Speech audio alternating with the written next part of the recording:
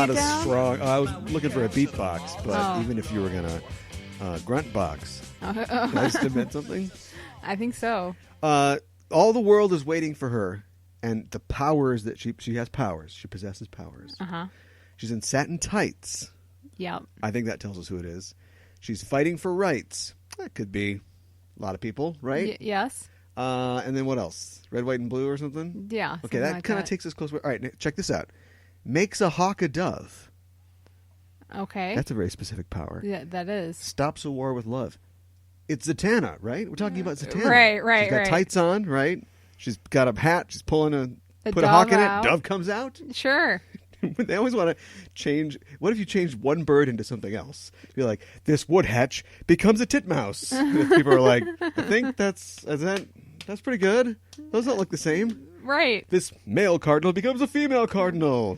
Okay, all one's right. less red than the other. I Sure. think this person, from an ornithological perspective, is pretty good as a magician. Bird tricks, crazy bird tricks. No. I mean, we're talking about Wonder Woman, of course. Of course. How many iterations of Wonder Woman have you been around for? Oh boy. None? Two? I don't know the answer to that question, Cal. I mean, from a televisual perspective. Oh, well, Not I mean, counting animation. I think she was on TV when I was little. Oh, yeah, sure.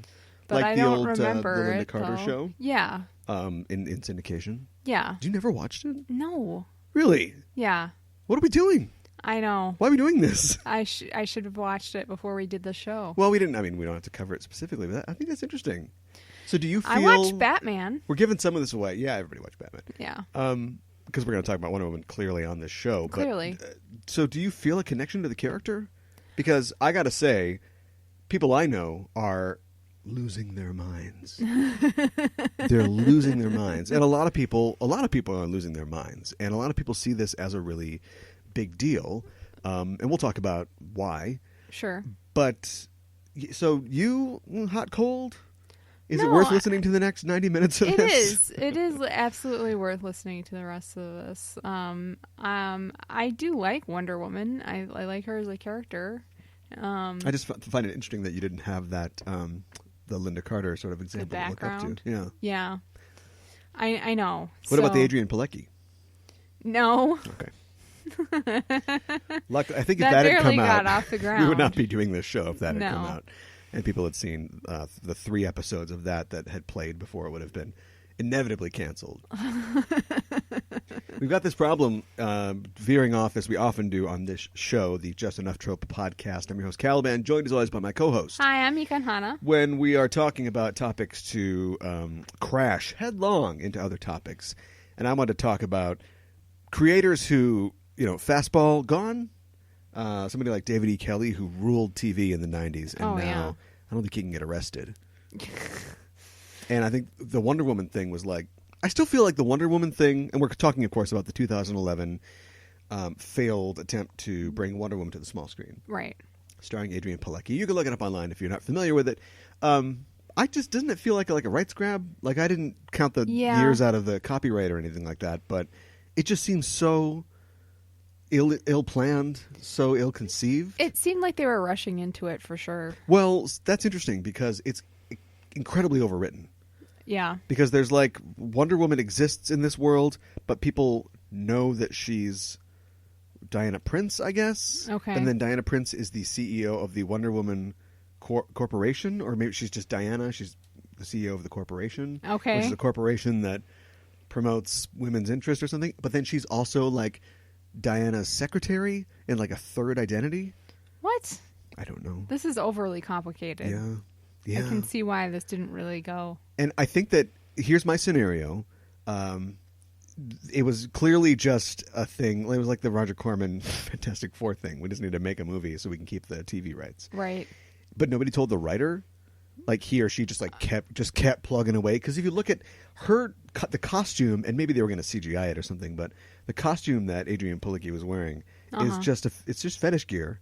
Sure. Like you could go down to Fredericks of Hollywood and get that exact costume. Sure. The boots are custom though, and so that was just right out the window. But nobody told the writer. So he's like, "Oh yeah, that's just gonna." And then she's got a fourth identity where she's like a delivery driver, and that's how she like spies on guys who are like ordering kiddie porn or something like that. And she's gonna boom, get them, wonder them.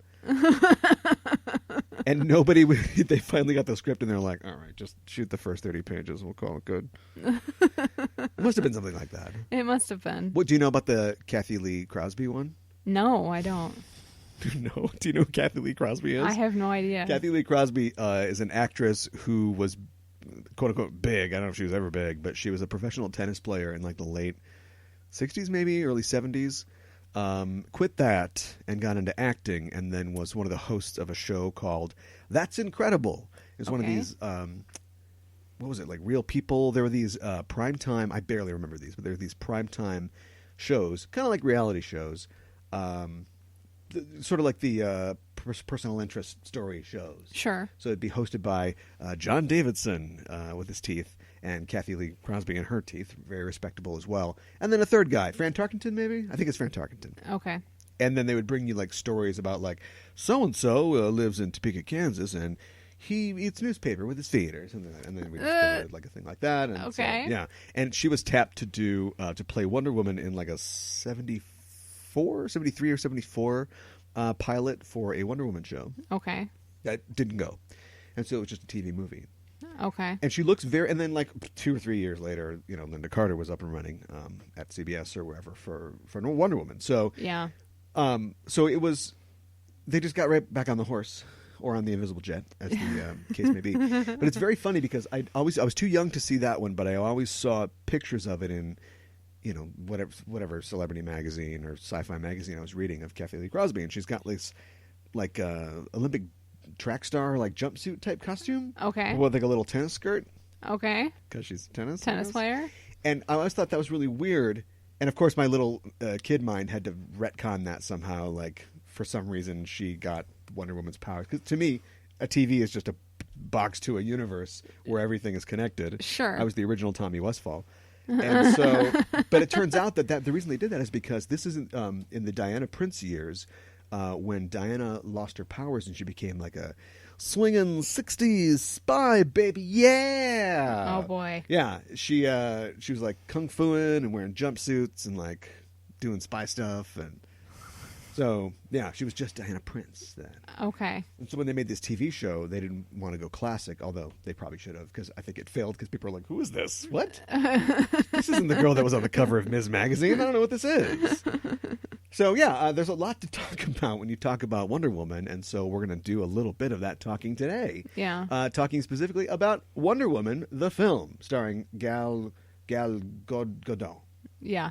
Gal Gadot. Yeah. There's probably some better way to pronounce her name. Respectfully, with our apologies, we're going to say Gal Gadot. Exactly. And it is directed by Patty Jenkins, and it's out. And we have our review of it. Like I said, pretty exciting. And then we'll also be talking as a companion piece, because it is Comic Book Club week. We'll be talking about Wonder Woman from 1987, the reboot by George Perez, where we give Wonder Woman a whole new, kind of similar, actually a little bit different origin than before. Sure. And where her adventures take her from there. Mm-hmm. And how they both compare to each other. And we'll talk about a little news, of course, as well. How you doing? I'm doing well, Cal. It's toasty. It's very toasty. It's getting to that point. Yeah. There was a little anti-El Nino, whatever the opposite of El Bambino or something. Yeah. Where it was like, no, maybe it's a little cooler. Yeah. Nope, gone. Mm-mm. Hunted down and murdered in a parking lot by El Nino. Yeah, or whatever. It is, yeah, it's very hot. Yeah. So probably should get to this fast before we die. Yes. You got your water? Yes, I do. I have some too. There's a little bit of Alka-Seltzer in it. Oh. So if I, I'll hit the burp button if I can. Okay. I was going to say we can talk about this at the end of the show, but let's talk about it now. Convergence coming up. Yeah. Convergence coming up in 1 month. Explain Convergence. Convergence is an awesome convention that is everything nerdy, pretty much. Yes. There's something for everybody at Convergence. It's largely a sci-fi nerdy convention. Well, this year it is. The theme Yes. this year is space opera. yeah, right? space opera. Yeah. Yes, and so I mean that's stretchy. It covers pretty much any kind of space sci-fi type thing. Right. Like Star I wouldn't Wars. call yeah. Well, that's the space opera. Right. Actually, the Lensman series is probably the space opera, but yeah. But it covers like Dune is a big focus this year. Yeah. I don't think they're going to turn Star Trek away, although that's space They're not communism. going to. That's not space opera. Ah!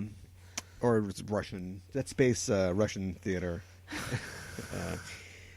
Or maybe Stravinsky or something. I don't know. Yeah, so the details that you left out, the only useful details are that it is from July 6th through 9th. Yes. Right? 6, 7, Yeah. 8, 9. In the Twin Cities. Yes. And there's more information at convergence-con.org. Yes. Convergence, like it's spelled, -con.org. That's where you can get information about the 4-day fan-run con. It's a not-for-profit con. Yep. And as you said, it caters to many interests. What I like about it is when you go to WizardCon, you go, okay, so here's our day. We're going to go in. We're immediately going to get in line to get our autographs from Sylvester McCoy or whatever it is. Right. That'll take this long. Then we're going to walk around the celebrity tables. I wanted to get a signed thing from Brent Spiner or something like that. Then maybe if we have some time, we'll go look at the sword booths. Sure. I heard that a local artist I like is going to be there. Oh, gee, it's 5 o'clock already. Right. We got to get out of here. Or we're going to go to the Karen Gillan panel or something like that. Right. And hear about that time she was locked out of her hotel room naked. Great story. Every time she tells it, it just gets better. This is totally different than that because this is 4 days long. Downside, right off the bat, I'll tell you. Downside, when you buy a ticket, you have to you're buying a ticket for all 4 days. They don't sell individual day tickets. But the point is that there's nothing on any one individual day that that would be worth seeing. The better way to say it is, it's 4 days of things that you want to see. Yes. There's no way you would go on one day and go, well, this is everything I need today, because Marina Sirtis or something like that is going to be doing a panel or something. So I'm going to see that. I'm fine. No. She's there the whole con. Yeah. It isn't like she's going to go to her ivory tower and you're never going to see her. She is attending things. She's walking around herself. And so you're going to run into Counselor Troy. Sure. Again and again and again. Yeah. And guess what? What? It's free. Right. It doesn't cost you anything. No. So if you are some kind of star lover, star fudger, as Kimmy would say, you can get that out of the way pretty easy at the con. Sure. But it goes way beyond that because there are panels, and the panels aren't just like every WizardCon panel. How do I break into the industry? And a couple Right. bored inkers tell you about how they got their job. Nothing against inkers, but inking somewhere. It's panels on all kinds of topics. Mm-hmm. In fact, why don't you contribute to this conversation and ask me what panels I'm on? What panels are you on this year, Cal? Well prompted, well answered. I'm on 7 different panels this year. That's a to lot. be honest. Yeah. I'm on a panel that is about the current trend in R-rated superhero movies, Okay. which I think should be really interesting.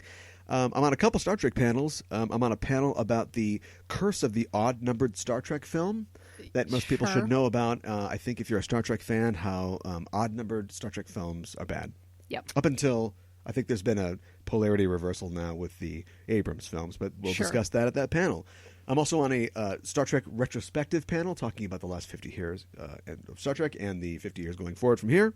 Sure. And I'm hosting a live panel of a live show, a live taping of my podcast, Enterprising Individuals, at the show, Awesome. where I'll be having 4 writers and artists on the show, on the panel, discussing with me Star Trek II, The Wrath of Khan. And I'm not even going on. I'm on more panels after that. But the point is that you can go to panels that are free for any one of those things, get involved in those discussions. I'm on kind of Mickey Mousey panels, but there's important panels too. There are panels about getting into the industry. Yes. There's panels about if you want to start your own podcast. And it isn't some impersonal thing where you're at the back of a huge hall. The people are right there. You can talk to them, ask them questions. They're accessible because in most cases, they are people like you. They are professionals that may have been brought in. Sure. And the thing about this con, which is great, is they don't pay the people to come there. No. So it's not like they're getting some appearance fee.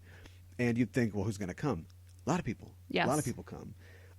Lois McMaster-Bujold is here this year, which is huge. Mm-hmm. And they don't pay people. They just pay for them to come, essentially. Yes. But the people who come because they want to be there. legendary fantasy and sci-fi urban fantasy author Emma Bull comes every single year. Yes. Paul Cornell, author, sci-fi fantasy author, comic book writer, Hugo Award winner, comes every year. Yes. Whether he's invited or not. We've asked him to stay away. No, that's not true.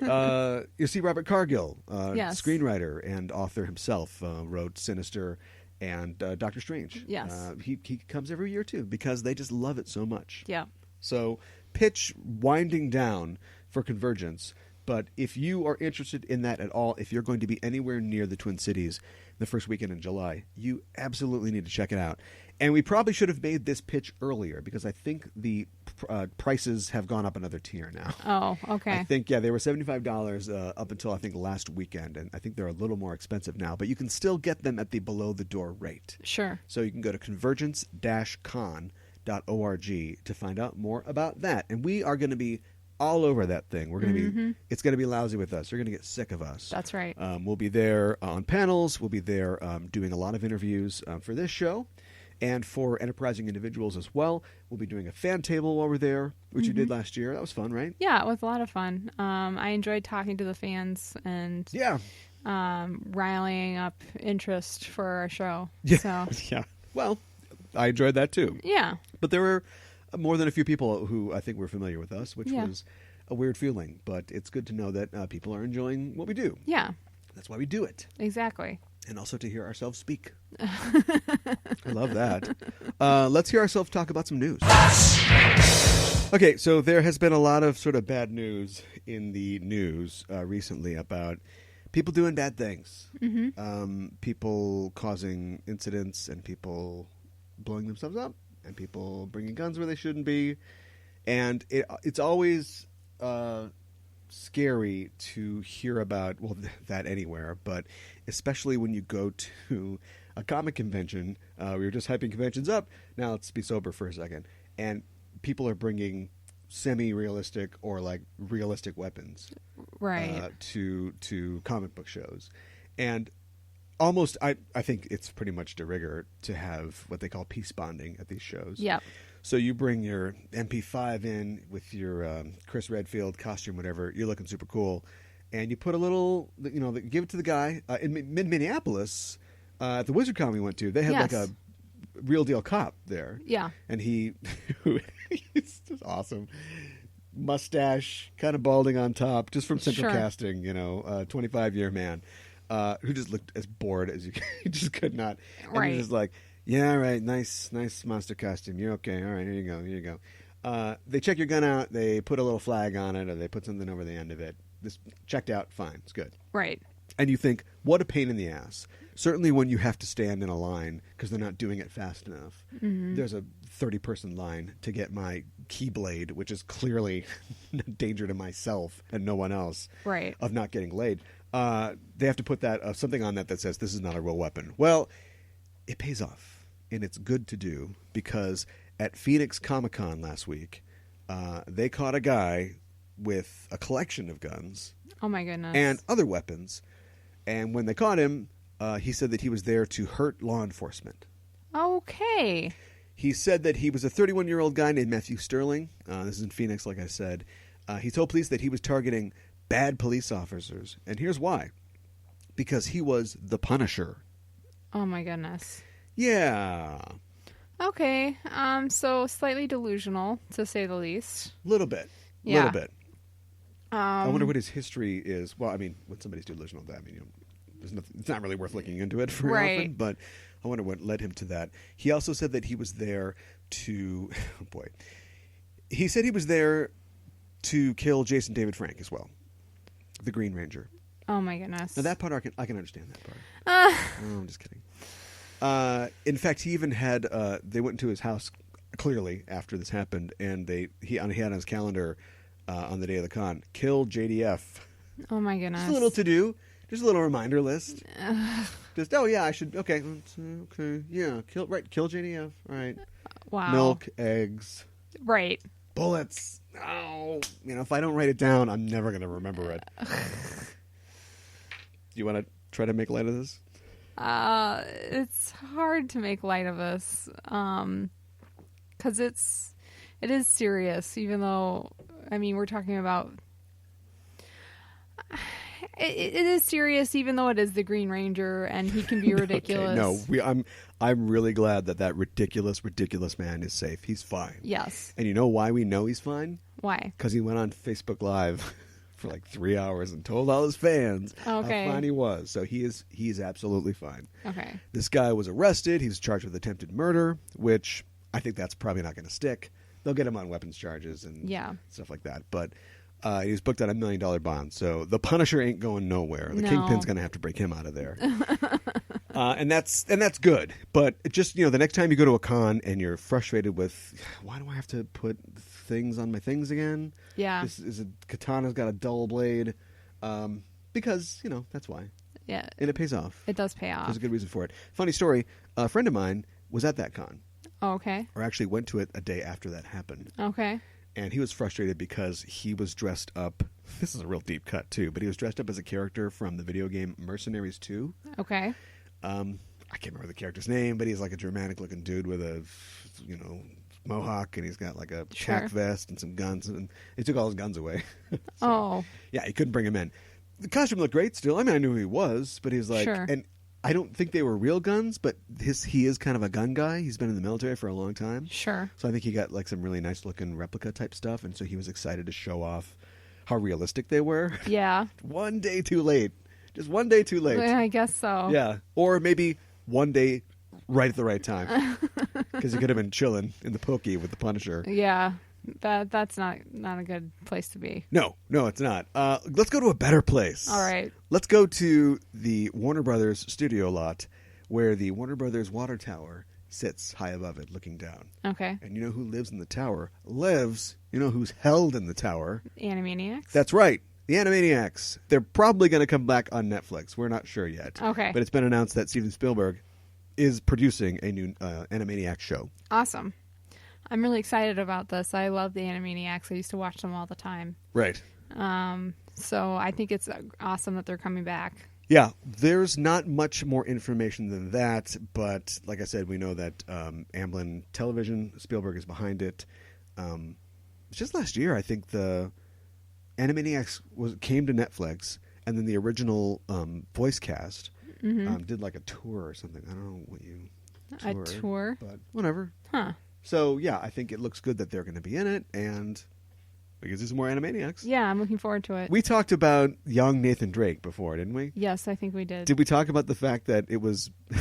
So, Uncharted is going forward at Sony. They've cast Tom Holland, the young Spider-Man, as young Nathan Drake for the adventures of young Nathan Drake. Right. Before he becomes a mass murderer. And essentially a bad guy who... just kills other bad guys. Right. It turns out the idea to make him young Nathan Drake was Tom Holland's idea. Which is just like, oh my gosh, how indulgent are we? And then also we must really love Tom Holland. You're blaming it on the fact that he's what's after millennials? Oh gosh, I don't know. Eonials? I don't know. Yeah. I don't even know. Well, anyway, that he's entitled. A little bit.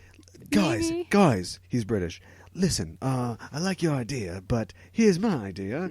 What if he's young? So hear me out. Yes. And he's develops these things that shoot string, let's say, and he has the proportional strength of a mass murderer who kills other bad guys.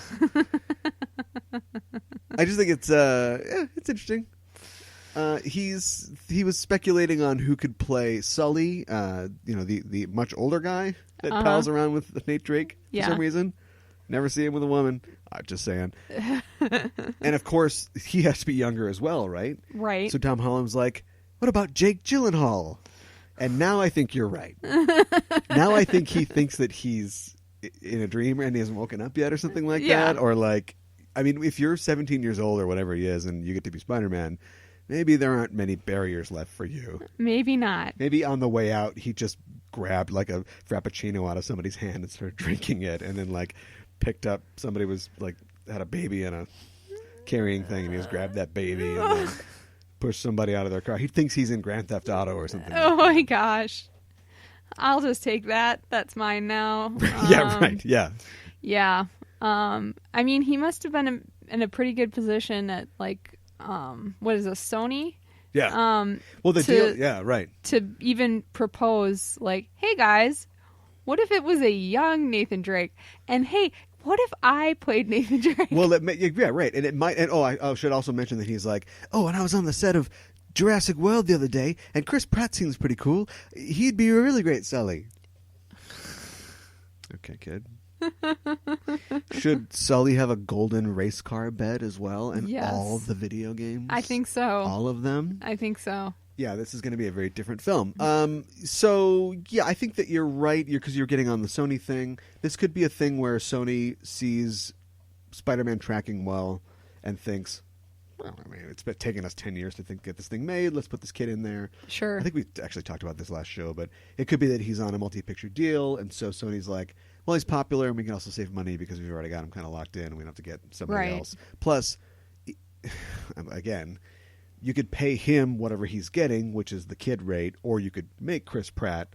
I bet they'd love to have Chris Pratt as Nathan Drake. Right. But it's going to cost you $25 million. Right. To start. Absolutely. So, yeah, I mean, anyway, I just thought it was funny that it was his idea. I think it was funny, too. And he gets to make out with lots of girls. Just like a whole line of girls. We have to find the ancient statue. It's behind all these girls who want to kiss you. Nate, I know this is going to be difficult, but you need to do it for the stone. It belongs in a museum. Remember Universal? Their Dark Universe? Yes. Only a rumor, that The Rock might be up for the Wolfman. Okay. In the Dark Universe. All right. Interesting. They are choice literally there. just jamming everybody into whatever now. Yes, they are. Who are we going to get for the creature from the Black Lagoon? Ron Perlman. Oh, my Ron, goodness. you're free. Yeah. You want to do something? You love wearing makeup.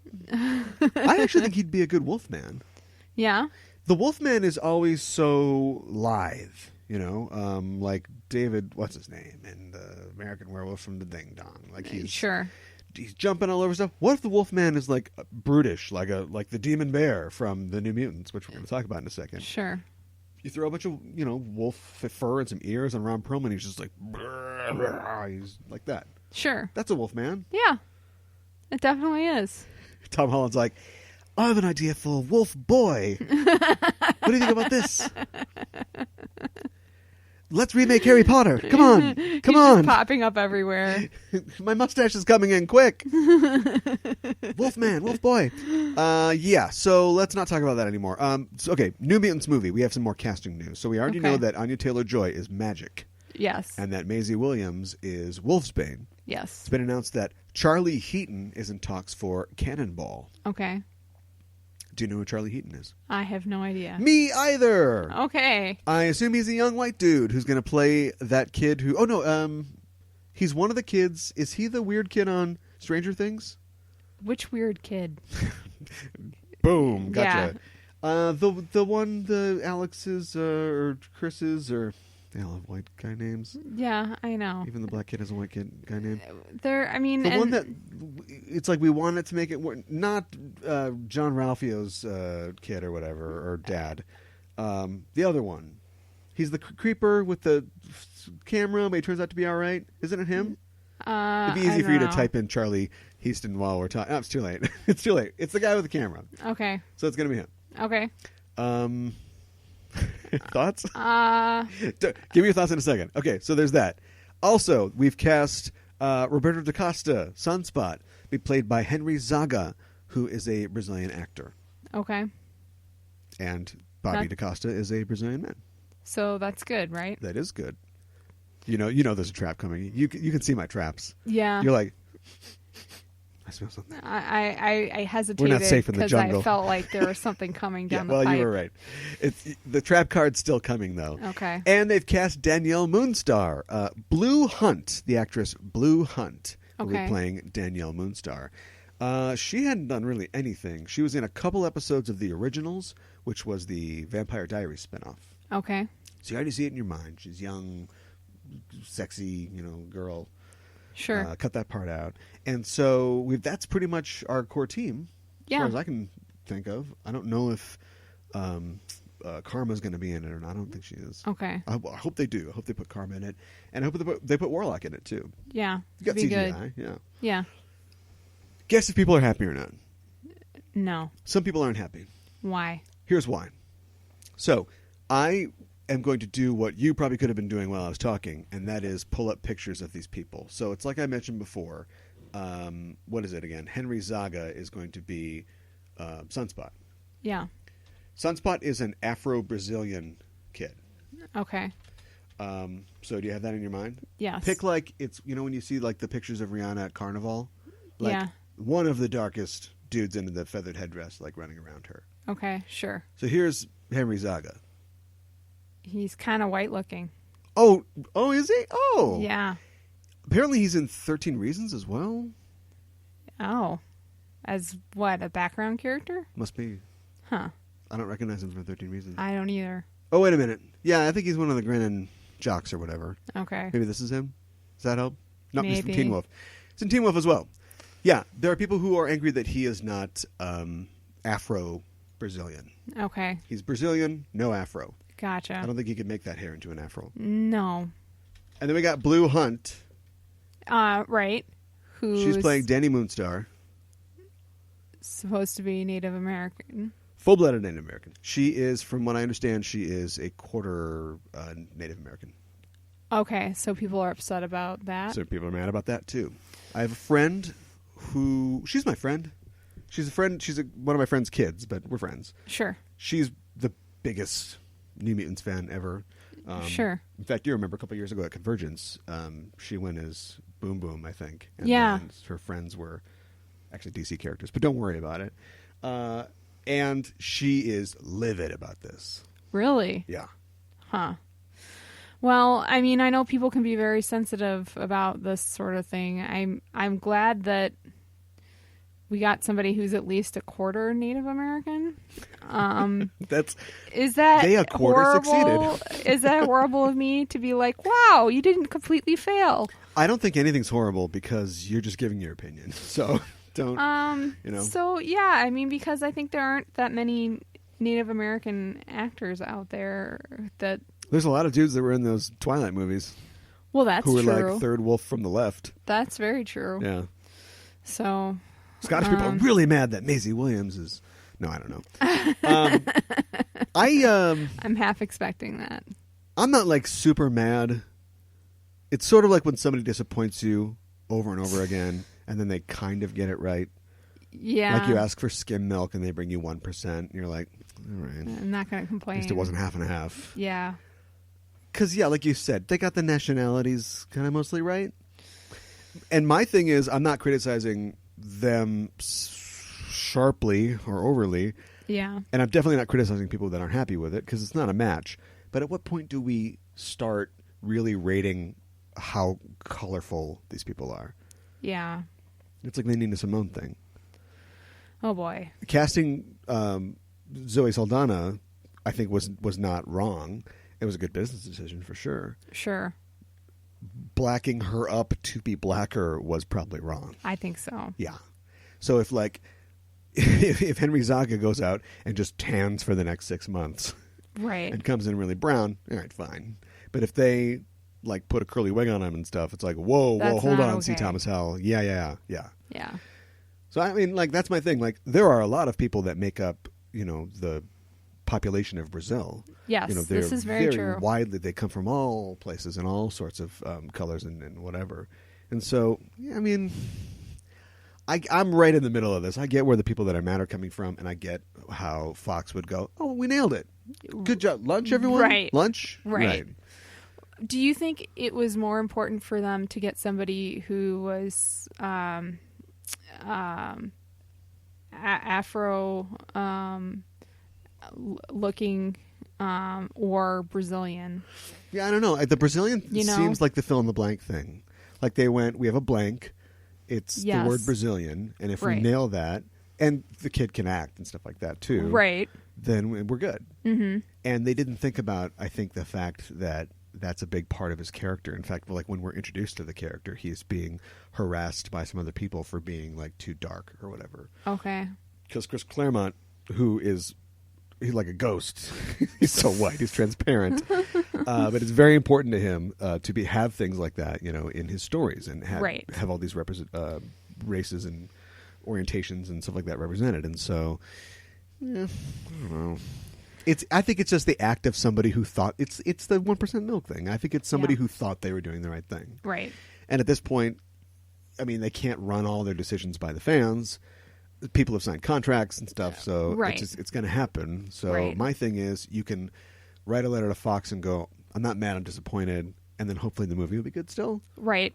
I mean, it's better than Days of Future Past. Like, I think it was just a Hispanic kid. It wasn't even a Brazilian kid. So right. So what are you going to do? Complain. If you don't like it, complain. Absolutely. I fully support. I would not a condemn anybody from complaining, but I feel like I'm mostly okay with this. Right. All right. Here's one for you. Ready? Yes. Studio Ghibli is opening a theme park. I'm excited about. You've heard about this. I have heard about. Then give me the details. I don't know. I'll give you the details. It's going to be part of Aichi's Expo Park, which is in Nagoya. Okay. Where's that in Japan? Oh boy. No, Nagoya. Nagoya, I believe, is on the main island of Honshu, somewhere in the middle-ish, I believe. This part of the park will be new, although there's already a recreation of May's house there. Oh. Yeah. I love that.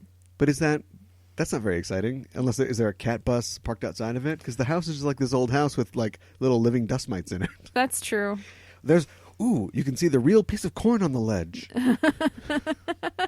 And we're done. That's all I know about Totoro. I'm done.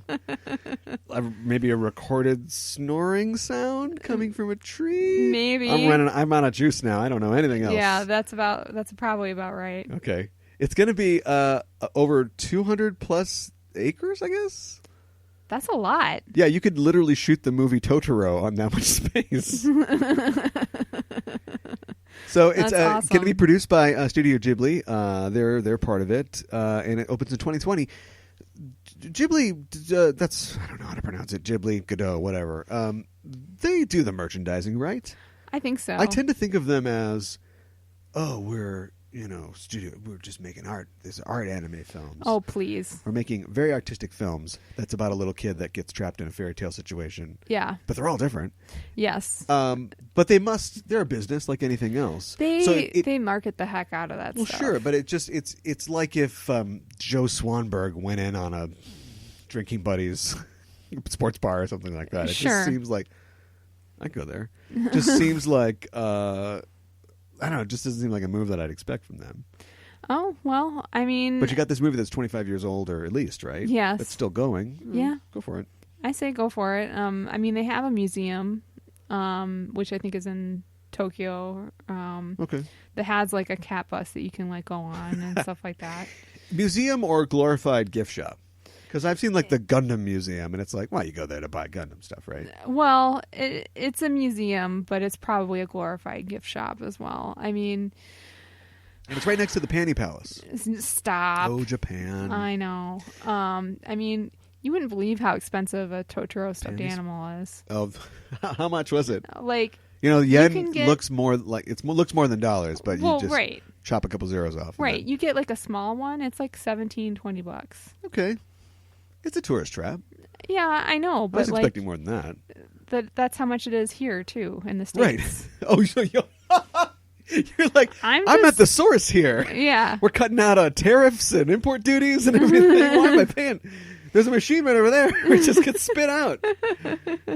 Right. I don't think Evian is cheaper just because you go to the mountains and they sell you a bottle of Evian for $6. True. At the convenience store right outside the Evian plant. That's how things work. Yeah. Capitalism. That's true. Let's wind down here. But before we do, I feel the need to have some more speed. Okay. Top Gun 2 is a real deal, and Tom Cruise is on board, and the title is Maverick. Okay. Wow. I mean, it wasn't going to be Goose. Yeah, no, that's for true. That's that for is true. For true. Why a sequel this many years later? Because we all need money? I had to ask the question because... Kilmer's got payments on that ranch coming up. Oh boy. Yeah. How does Kilmer look these days? You know, and I know that Hollywood does change a person, but can change a person. Yes. And so, if they want to do like Russell Crowe, young Russell Crowe looked pretty good. Yeah. And then all through, it's almost like he got worse as he got more popular. Like, I'm not saying he looks bad in Gladiator, or like he's big and buff, but he's already starting to look like jowly. Well, I mean, he looks older. Yeah. He doesn't look like he did in that movie he did with, what's her name? The Ugly Betty lady. Salma Hayek. Yes. But, that's fine for some. And then he totally blew up, and he's doing The Insider or whatever. Mm-hmm. If he actually, rips off the three-piece suit and has to be Mr. Hyde or whatever in the Jekyll and Hyde thing, they'll put him in the gym and they'll do a Chris Pratt thing on him. He'll come out, he'll look great. Sure. So, yeah, Val Kilmer does not look great right now, but he could. Sure. He absolutely could. Okay. All right. That's fair. Is it fair? The original thing was De Niro, of course, in Raging Bull. Because when he was Jake LaMotta, he was like 140 pounds or something like that. And then when he was old Lake Jamada, my favorite psychic, 1-900. When he was it's my favorite drink at Dunn Brothers. He's the old LaMotta. He gained like 80 pounds. Okay. And they're like, Bobby, we can put this pad in there. You're fine. Right. Like, no, I'm gonna do it. You never beat me. Banana cream pie. It's called method acting. One more story before we get out of here ourselves. Let's talk about Game of Thrones. Oh yes, let's. Oh, I should mention there is going to be the Punisher series. We were talking about the Punisher before. Yeah. Should be out on Netflix in November. Okay. That's what the director says. All right. So Sounds good. Just running that by you. And that will not be a series based on the Arizona man who claimed to be the Punisher. All right. See, this is why we could have done the jokes before. Now it just seems morbid. Game of Thrones, as we reported before, they were considering 4 different spinoffs. Yes. Remember that? Which might have been a good idea. But HBO, cooler heads have prevailed. The heads that brought us vice principals have prevailed. And Cancel Dream On have prevailed. And they're saying there will be only one. Oh. Of course. Okay. They were just shopping those 4 ideas. Oh. Well, don't make me get all excited about 4 different spinoffs. You would want 4. Because maybe they're making a mistake. Maybe I'm greedy. I don't know. Yes. I mean, I figure, what if you do 1, what if that 1 sucks? I mean, if you do 4, one of them has to I think that's be... their worry. I think that they'd rather do 1 really good one, and then, I don't know, maybe... Sure. Pace yourself. They don't want to go anywhere.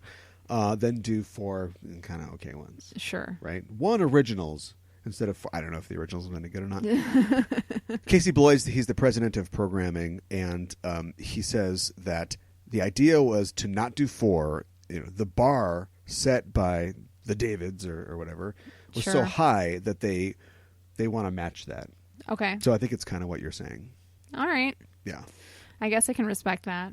It'll be interesting to see what it's going to be like. Well, he's specifically said that it's not going to be centered on Dunk and Egg. And I don't know what that is either. Okay. I was like, what? Am I missing something? My eyes were going crazy. Yeah. Did I just have a stroke? Or Robert's Rebellion, and I do know what that is. Okay. Would you want to see a Robert's Rebellion show? I can't remember what that was. It's basically like what happens, not like right before, but like a couple years before the show starts. That's where we get the Mad King, right? And they go in and take him out. Robert leads that rebellion, and then Robin is crowned king. Because all of the Game of Thrones stuff is based on actual events. Sure. So I'm not sure if that's supposed to be like the Bolingbroke's, like overthrowing Richard II, or something like that. Sure. But it's that kind of thing. So now Robert's king, the Baratheons are on the throne. I don't know if I'd want to see that or not, because then you're getting more into I hate prequel territory. I hate prequels that go, exactly. I hate prequels that go right, but Rogue One, for instance. Yeah, that are. What about just Rogue Zero? We can see how Jyn was conceived. Oh my goodness! Or her mother was a Jedi supposedly, but that was all cut out because screw moms. Happy Mother's Day, everybody. Happy Mother's Day. Wow.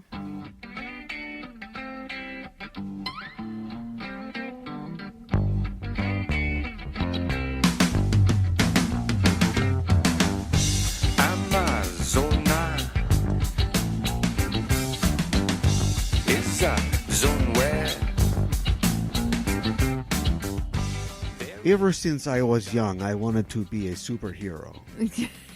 No. We'll get to that in a second. We're talking about Wonder Woman, the 2017 movie. This year. Yes. This weekend, in fact. Yes. Directed by Patty Jenkins, starring Gal Gadot and Chris Pine and some other people. And it is doing great. It is on track for a over $100 million weekend, they're saying. That's awesome. Yeah. So it's already a success. That's slightly above projections. That isn't Transformers money or Fast and the Furious money. Right. But you know what is? They have already... One of the things they compare it to these days is there's a whole subset of box office mojo for superhero movies because that's more 75% of movies are superhero movies. Seems like it these days, yeah. So they're already comparing it to like, that's more than like the first Thor movie made or like... I don't know, maybe the first Captain America movie or something. I'm assuming. Sure. I hope so, at least. Right. And so, yeah, total success. Last time I checked on Rotten Tomatoes, 90s? Yeah, I think so. 92, 93. It started off at like 96 or 95, and so still holding strong up there as all the reviews come in. And the audience reviews are positive as well. Yep. What happens in Wonder Woman? You want a brief synopsis? Yes. Okay. Well, DC does their level best to right their tilting ship for 2.5 hours. Yeah. That's what happens in Wonder Woman. But yeah, what happens in the plot? Well, we see her growing up as a little kid at first. The titular Wonder Woman? Yeah. No pun intended? Yes. And there's The a lot of... I should have said eponymous. Sorry, go ahead. There's a lot of training scenes. Yeah. Well, there's one training scene. Yeah. And then Stephen Trevor's plane crashes, and that's Chris Pine plays Stephen Trevor. What? You're like a human storyboard. That's not... I want the elevator pitch. Do you know what I mean? Oh, the elevator pitch? Yes. Basically, yeah. Man comes to Themyscira. She decides they hear about this war that's happening, and Diana decides that she needs to go find Ares. And I said Ares. Funny. Ares. Ares got a war. Well, I don't get it. Why was that funny? I said it weird. I feel like I said it like weird. Like a Dodge Ares? Like Aries. I thought I said it weird. Okay. Aries didn't bring any hot dish to the get-together. Exactly. Right. So she feels like she needs to go find and kill Ares, and then the humans will stop fighting the war. What war? World War I. Well, the Great War. Yes. Yes. The war to end all wars. Exactly. I like it when, just jumping ahead, when the Amazons ask him, like, what war? And he's like, because he's like, the war. What war? The war. The war to end all wars. Have you not heard of this? The war, the first war that reached to every corner of the planet. Yeah, that war. But they don't know. They're on a magic island. Yeah, that's right. For some reason. Mm-hmm. They're basically shielded. Zeus basically shielded them from the outside world. Why? Let's get into a little bit of criticism already. Because you've read the comic book. Ares. Yeah. Oh, okay. All right. Well, yeah, that's basically what it was. Because I was going to say, you read the comic book, so you're able to backfill a lot of stuff. And I felt watching the film, one of my criticisms of it would be is that, and to be honest, it's a pretty simple story. Like, there's not a lot you need to know, but I felt like there was not a lot was really explained. Sure. And I was kind of filling in some stuff. And I'm not merely saying that, like when the Lasso of Truth comes out, they say one time that it's the lasso or the girdle of Hestia or whatever that is.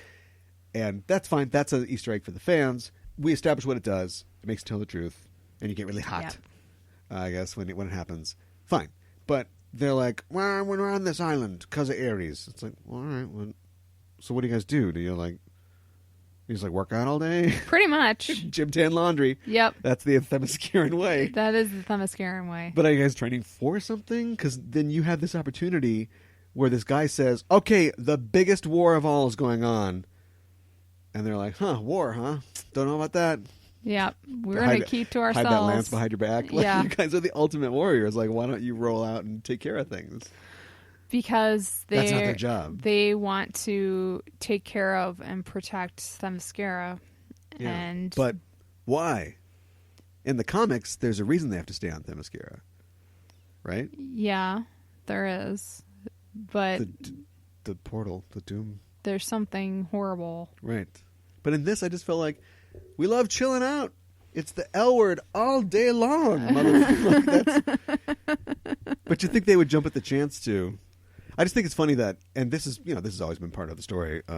That Diana she has that adventurous spirit. She's creating. She was imbued with all these abilities, and one of them is Aphrodite gave her the ability to be super hot, but also to feel love for everything. Yes. And so she's like, well, we have to do something. Like, we couldn't just let the world fall apart.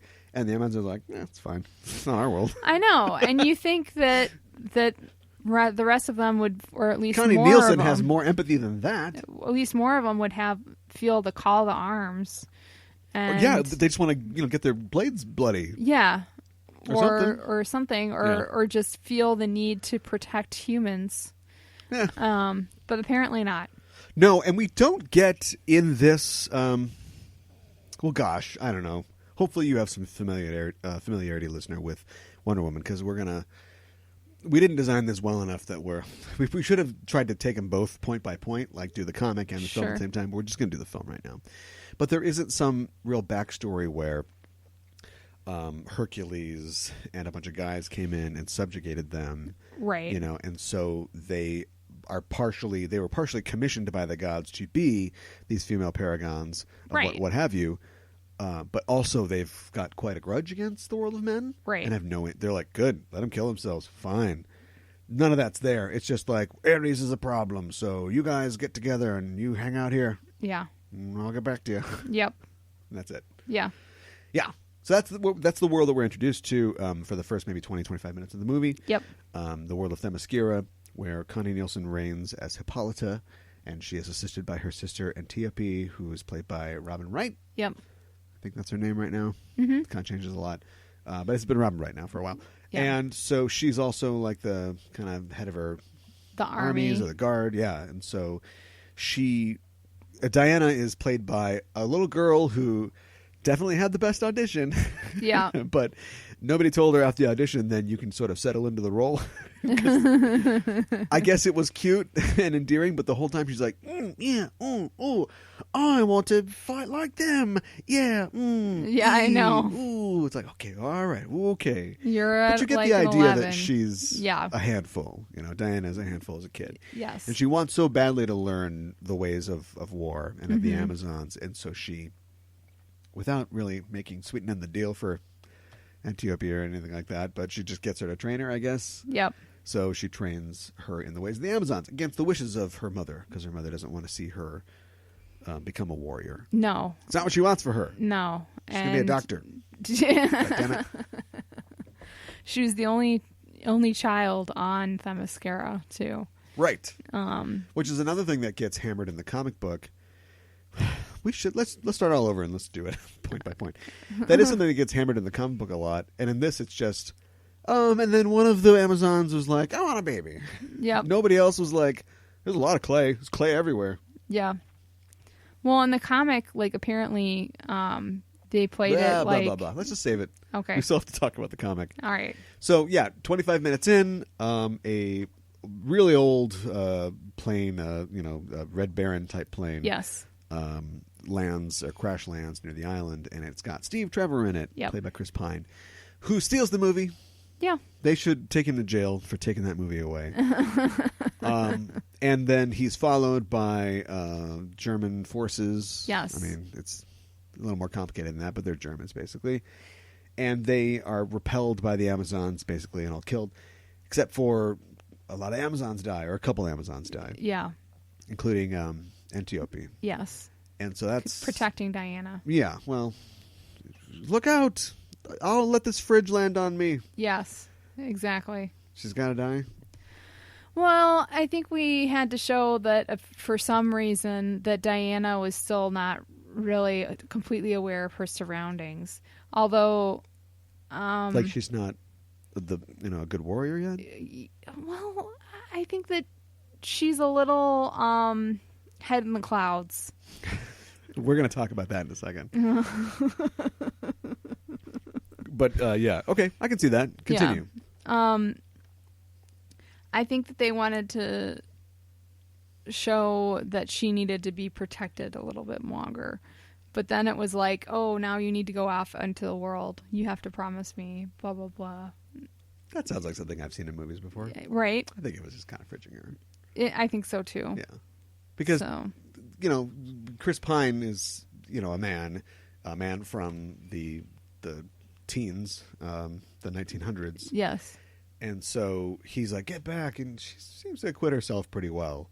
Yeah. Although, she wasn't looking when some guy draws down on her with his bolt-action rifle. So anyway, they quiz Steve Trevor about what's going on. He tells him about the war. That's and right. the fact that he is he's a spy. He actually has, and it makes sense now because I was kind of wondering when I saw publicity stills, I was like, that's not like an Allied uniform. Right. Like that looks like a German uniform, or like that's the other side. So I'm not really sure what's going on. Right. And it turns out to be what most people thought, that he was undercover. He's like an intelligence officer. Mm-hmm. And he has discovered that the other side is working on this the doomsday weapon. Yeah, right. Like because chemical warfare and gas was a big part of that war. And he takes the formula or something from Dr. Poison. Mm-hmm. Which is a real Wonder Woman character. Okay. Yeah. And so he's got to get it back to the Allies because he does. That's right. Even though that's the next step in the film. He blew up like the whole thing. Yeah. In his escape. So I'm not sure why it's so important that he gets back. And she's being Dr. Poison is being sponsored by General Ludendorff, who's this very evil guy played by Danny Houston, who is I should say Elena Anaya plays Dr. Poison, and he's sponsoring her, and he's just like the worst because at this point this is late Nazi in German. the war, and the war is almost over. Yeah. But he's like, oh, let's kill them all, and let's make this gas. We can still win. Yeah, and here's how we know he's bad, because when he shows up in the first part of the movie, he's like, oh, I'm sorry I was late, sir. His aide de camp or whatever comes up and he's like, oh, that's okay, but I'm going to show you what it means to not be in this man's army. Blah, shoots him in the face. I know.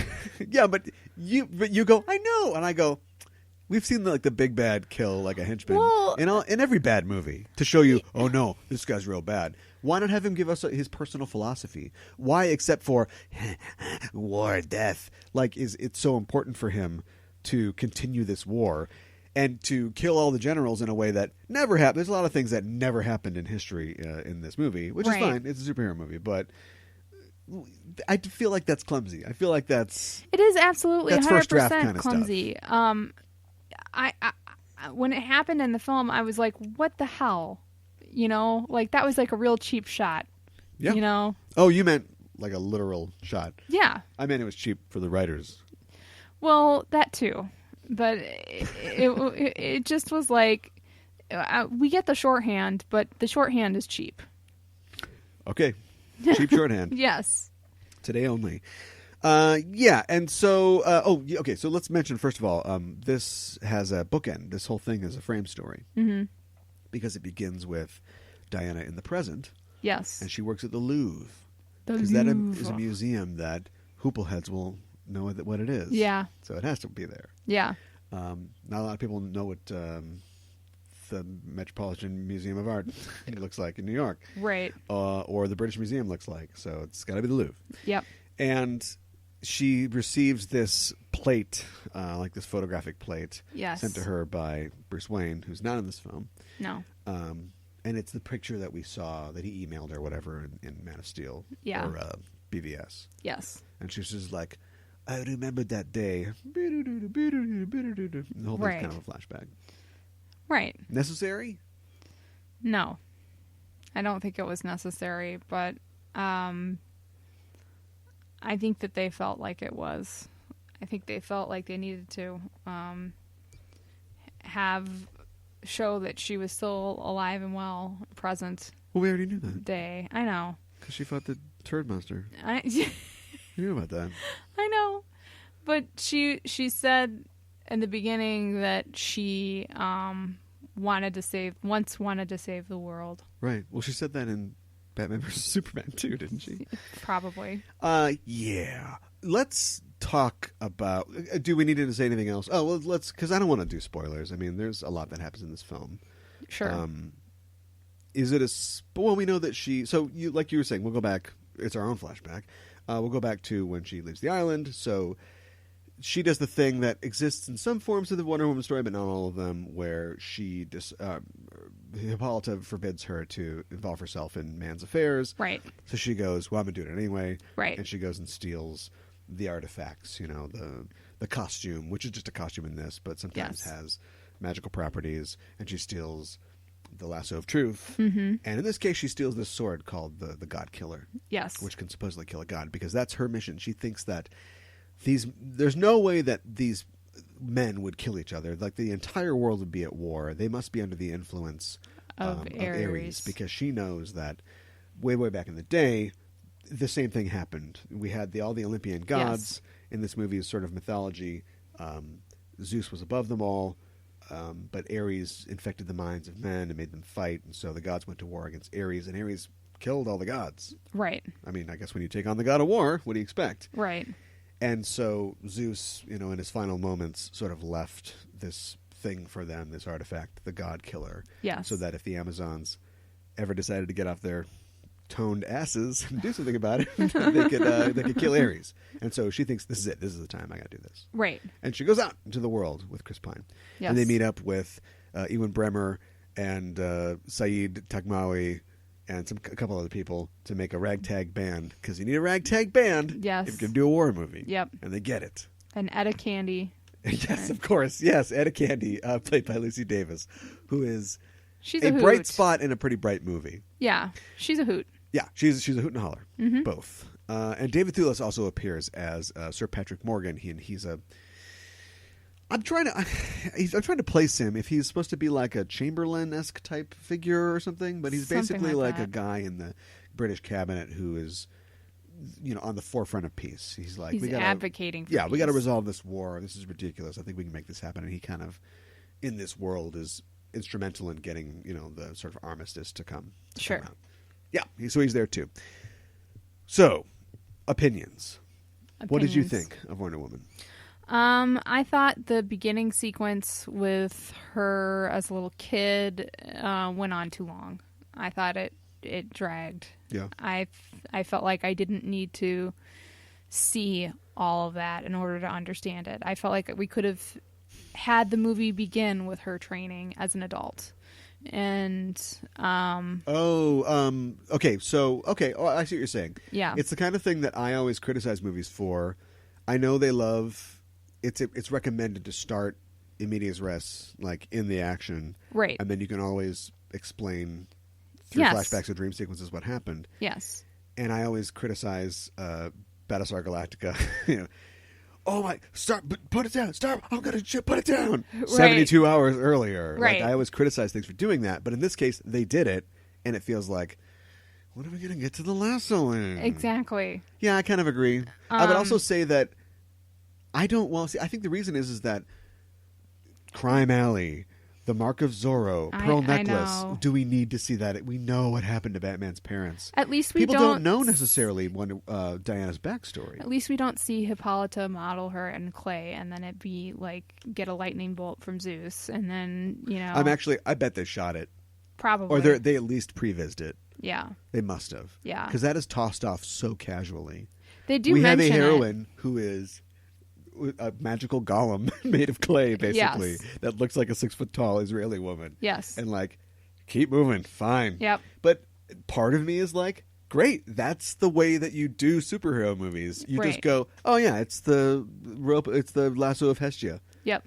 Tell the truth. Got it. Moving on. You don't need to know that it was drawn out from the girdle of Gaia and hammered by Hephaestus, and don't care. Move it on. Right. Get it. Especially because we have all this background. You've never seen it, but the original Wonder Woman 70s show with Linda Carter did a whole, the first, 2-part pilot or whatever. She's in World War II with Lyle Waggoner. and she's coming from Paradise Island, and they do the whole contest. That was before she just steals everything. Sure. I don't know what it says about modern things where it's like, she just steals it all. But anyway, she wins it in a contest. Cloris Leachman is Hippolyta. Cloris Leachman. Wow. So she's like, and they're kind of splitting the difference between like a kind of serious, or at least sort of guileless World War II thing, and like a total like wackadoo kind of like whoop, whoop, whoop, like comedy of manners type thing. I think I might have seen this. Like I saw like the first episode or so of Wonder Woman. Sure. I think we watched that at one point. Well, this is all save it for comic book stuff. Movie. So you didn't like the first part. I didn't like it either. I just thought it dragged. Yeah, and it dragged. And for me, it was they start us there immediately. Yeah. Do the Wizard of Oz thing, because we've all seen so many films with fantastical worlds that are Shangri-La, or Nirvana, or whatever, that you can't start us there. You have to start us in Kansas, then take us to Oz. Right. You know what I mean? Yep. And so we start off right away, and it's on this amazing island with these like strong, powerful women, and there's waterfalls, and it's all amazing, and they're wearing like, comfortable clothing, and right away you're like, all right. I mean, I do kind of get it, because I think most people understand that's Wonder Woman's background. Yes. But like, show us something crappy first. Like, show us, do the escape from, start with Chris Pine. Sure. So Chris Pine is like, he's crawling through the mud in a trench somewhere. It's awful. He gets out. He goes to the thing, and you're like, "What is this movie? Like, this is like a World War I kind of thing." Yeah. And then he gets away, and then, boom! Then you cut to like spires and towers and waterfalls, and you're like, "Where are we now?" And then you really hit like how great it is to be in Themyscira. Sure. Because I got the same thing. I thought it was supposed to look really great, and I was like, "When do we get to the lasso? When is she going to throw a tank at somebody?" Right. Yeah. Exactly. I just wanted to see more action and stuff like that right away. My favorite part was when the building fell down. I mean, I guess we get action somewhat. Oh, there's plenty of action as the movie goes on. Well, when the Germans come in, I was not expecting that. Oh yeah. Like Themyscira is protected by this like little bubble. Not really. They just sail right through it. And they just sail right through it. Oh, we never thought to sail to this part before. Yeah. And they like just like poke their head through. Yeah, and it's right. Well, that was a cool effect. Clear weather and everything. Nothing but blue skies. Which I thought was interesting later, because she goes to Europe with Steve, and they're hanging out after the battle, and it's winter in Europe, and it starts snowing, and she's never seen snow before. No. And I thought like, oh, that was a really neat sort of thing. Yeah. They found good ways, I think, for her to be surprised by the world. Yes. Because, you can't go through a revolving door with a shield. Like, that was better than just her. And there was a great... So, clearly, Chris Pine is in this movie. He's the love interest because he's Chris Pine. Of course. And so they play with that. They almost play with it too much, because as they get closer, it didn't. I didn't feel like it was... I don't want to say it wasn't earned, because they definitely spent a lot of time on it. But suddenly the switch flips, and it's like, oh, I guess they're going to be a thing. When before, he's trying to explain to her, so they're holding hands. It's like, oh, so like they're together. Oh, like he owns her or something? Like, no, that's not what it is. And she's like, well, come on, let's hold hands. He's like, no, we're not together. We're standing right next to each other. He's like, no, you don't understand. Yeah. Like, that was all great, I thought. But then, of course, it's romantic. It's kind of romantic. Right. But that should move us to, I think, the characters. What did you think of the principals? What did you think of Gal Gadot? I think they did a pretty good job. I do somewhat agree with your complaint that like maybe it would have been easier to teach Gal Gadot how to speak English. You steal my bit. No, it's your bit. You're halfway down. You're halfway there. No. So one thing that I don't like about Gal Gadot is that I can never understand what she's saying, and I don't mean to be ethno-restrictive or something. I just don't. She has an interesting accent that is. Yeah, I mean, it's somewhat essentially an Israeli. Yeah, it's an Israeli accent. Yes. And so they sort of adapt that, and they go, "Well, that's just Themyscira," and so they teach all the other actresses to use with that varying accent. degrees of success to speak in the similar accent. And my thing is like, why not just teach her to speak like with received pronunciation like everybody else? Because they're doubling down on her being exotic, I guess. I guess so. I thought it was interesting that Chris Pine actually has this line, how do you guys speak English so well? And I almost, there was a part of me that almost started laughing. Oh, well, there's a few hiccups. Yeah. Well, I don't want to pick on her for that. I don't either. You know, that's a small side thing, but it does affect your entire construction of the world, because now you have Robin Wright and Connie Nielsen having to talk the same way. Yes, and the little kid. Yeah, the little kid who did great. Yeah, the little kid was great. Yes. Yeah. Other than that, people just really love her, and yes, I'm glad they do. I'm glad they do too.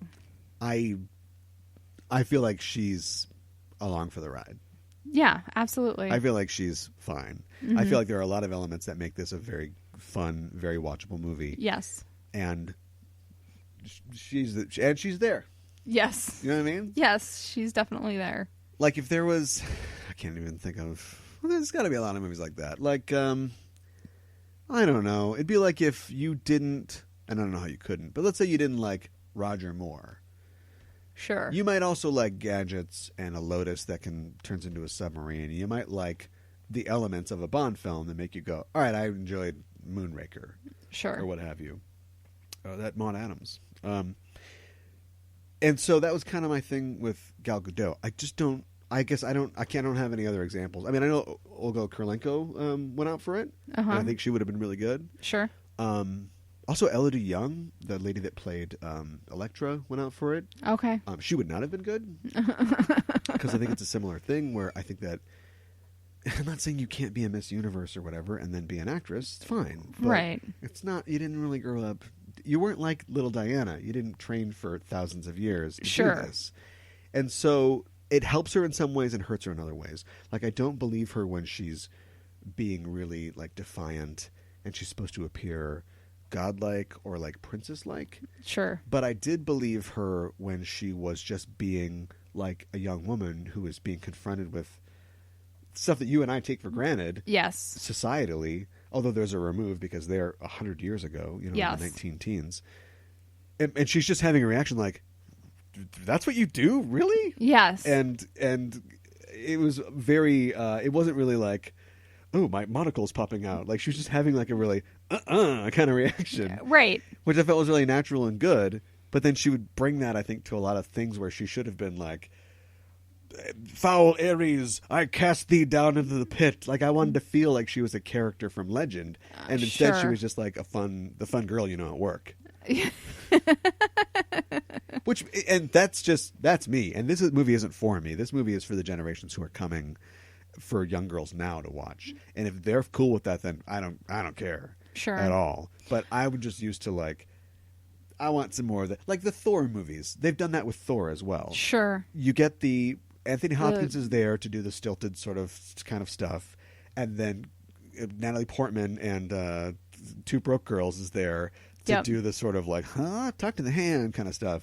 And then Chris Hemsworth is in the middle. Sometimes he's like thee and thou, and other times he's like, he's adopted. Like, he's there to kind of give you the punchlines. Right. And I didn't feel like they ever really nailed like a perfect blend of that for her. You get some great stuff, like the scene in the boat where she's like, let's go to sleep. And it's like, where are you going to sleep? Over here. You can sleep with me over here. He's like, well, I don't want to sleep with you. And she's like, yes. What is just lay down. What's your problem? Right. Like, scenes like that were great. And then she's like, Ares, I'm going to get you. I don't know if I really... She can kick the hell out of an ankle, though. She sure can. What do you think of the action? I thought it was good. I thought it was a little... at times, Zack Snydery. When are we going to get tired of slow motion? Yeah, slow motion. Because they don't even use it right. Now, look, I've already criticized Gal Gadot. I'm done criticizing her. Like, as a physical performer, I think she's fine. If that's even her, it might be a stunt woman with her face painted on. But like, she may look like an angel, but I mean, she's not like she's surrounded by people like Robin Wright who could act her into the ground. Sure. But yeah, I think physically she was great, and the way that they use slow motion, it just doesn't make sense. It doesn't make sense. She jumps into this room. She's surrounded by like 8 like German soldiers who are all turned around and fire. And there's this awesome sequence where she sort of takes them all out. Mm-hmm. But it's not quite like let's slow mo when she jumps across the floor and she's right about to kick a guy on the leg. Right. It's like, why not slow mo when she grabs a thing and then she's gonna bam and she punches him like they did in 300. They use it to like they'd stab a guy, then they'd turn around. And like they turn around so we would see, oh, that's the move he's doing. He flipped a thing and did a thing to get ready, and then the stab is fast, pulls out, and then goes back around. There's one time that they did that really well, which is where she's fighting, we won't say who, somebody, in this room, and he gets like her sword or something. He's going to stab her or something like that. Sure. And so she does this move where it's a really awkward move, but he stabs into her, and it goes into slow motion, and she puts her arm down with the bracelet like to block the sword. Sure. But also starts to kick her leg up. Sure. And so she like in midair kind of blocks the thing and then kicks the guy like through the wall. And I was like, that's how you use that. Yes. Because it was a Sherlock Holmes thing where it's something that we can't understand what we're seeing. Right. If it's that fast. And so there you go. But there are so many times where it's just like, oh, this is slow for some reason. And then now she's going to run over here and like, I think they wanted to. She has the speed of Hermes. Right. Come on. They wanted to emphasize how cool her moves were and everything. Well, she had a lot of cool moves. She did. Yeah. She did. And I don't think that it needed to be emphasized by being slow. Yeah. So I think that. I don't know why they like to slow her down so much. It's Zack Snyder. Maybe it's just Zack Snyder-ness, but. Yeah. And I'm sure Patty Jenkins wasn't even on set that day. Like that part gets handed off to somebody else, and whoever it is knows they have to use these techniques because it's a Zack Snyder movie. Some of them use them to better effect than others. Sure. Yeah, I just it wasn't like across the board bad. And I just thought some of it could have been used better. I didn't like the final fight really at all. No, because it was just too Man of Steel. It was too Batman versus Superman. It was very Man of Steel. It was like, let's clear all the elements out, and then it's just superpower versus superpower. Yep. And they're going to get hit, and then they're going to get hit, and then they're going to throw it away, and then either run into something, or they're going to slide on the pavement and leave like a dent in the pavement. Yep. And then they're going to jump up and do it again and again and again. And it was a big boss fight. Oh yeah. It was like a boss fight at the end of the video game. Well, it was like at the end of a movie. Yes. It was a video game. You'd be using health packs and different types of ammunition. And... True. But it was like you said, big boss fight. So there's nobody else around. Right. Supposedly. And it's literally on like a tarmac on a runway. Yeah. So it is completely, there's nothing there. Right. Which makes it really easy to animate, I assume. Probably. A lot of effects in it. Yeah, exactly. We've been beating on it for a while. I liked that they had no problem. She was a powerhouse. Mm-hmm. Which they already established in Batman versus Superman. Yes. It's not, there wasn't any of this, Wonder Woman, Lyle Wagner's trapped into that car. And she's like, if she lives really hard, Lyle Wagner can crawl out from under the car or whatever. Right. It's like she's just Superman level. She is. Yeah, she throws a tank. There's a... Yeah, and she literally does that. But she does it in a cool way because she gets a chance to like kill this bad guy she's been after the entire movie, and she basically just picks up an entire tank and is just like gonna flatten them. Mm-hmm. And then she's like, no, I'm not gonna do it because she's they put this whole thing, which we can talk about when we talk about the comic book, about the dichotomy of her being the greatest warrior who's supposed to bring peace. But she makes the choice like, I'm like, this person's defenseless, and then she just kind of like casually tosses the tank aside, and it was just so cool. She's just like, oh, don't need this anymore. Right. Bam. Or the scene in the village where we've got to kill this guy and he's way up there, and she's like, all right, bam, and she just like destroys the top part of the building. Right. All right, that was good. That was pretty cool. My question is, why does she need to block bullets? Why does she need to block bullets? Somebody who can jump through stuff and she gets hit by things and like, what is a bullet gonna do to this person? Superman doesn't block bullets. It's cool to see her bracelets in action. Yeah. That's the answer. Yeah, but do you really believe that if she got shot, there would be a problem at all? Yes. Why? I don't know. She's not... In the comics, she's invulnerable. Really? Yeah. What's a bullet going to do? I don't know. There's a comic.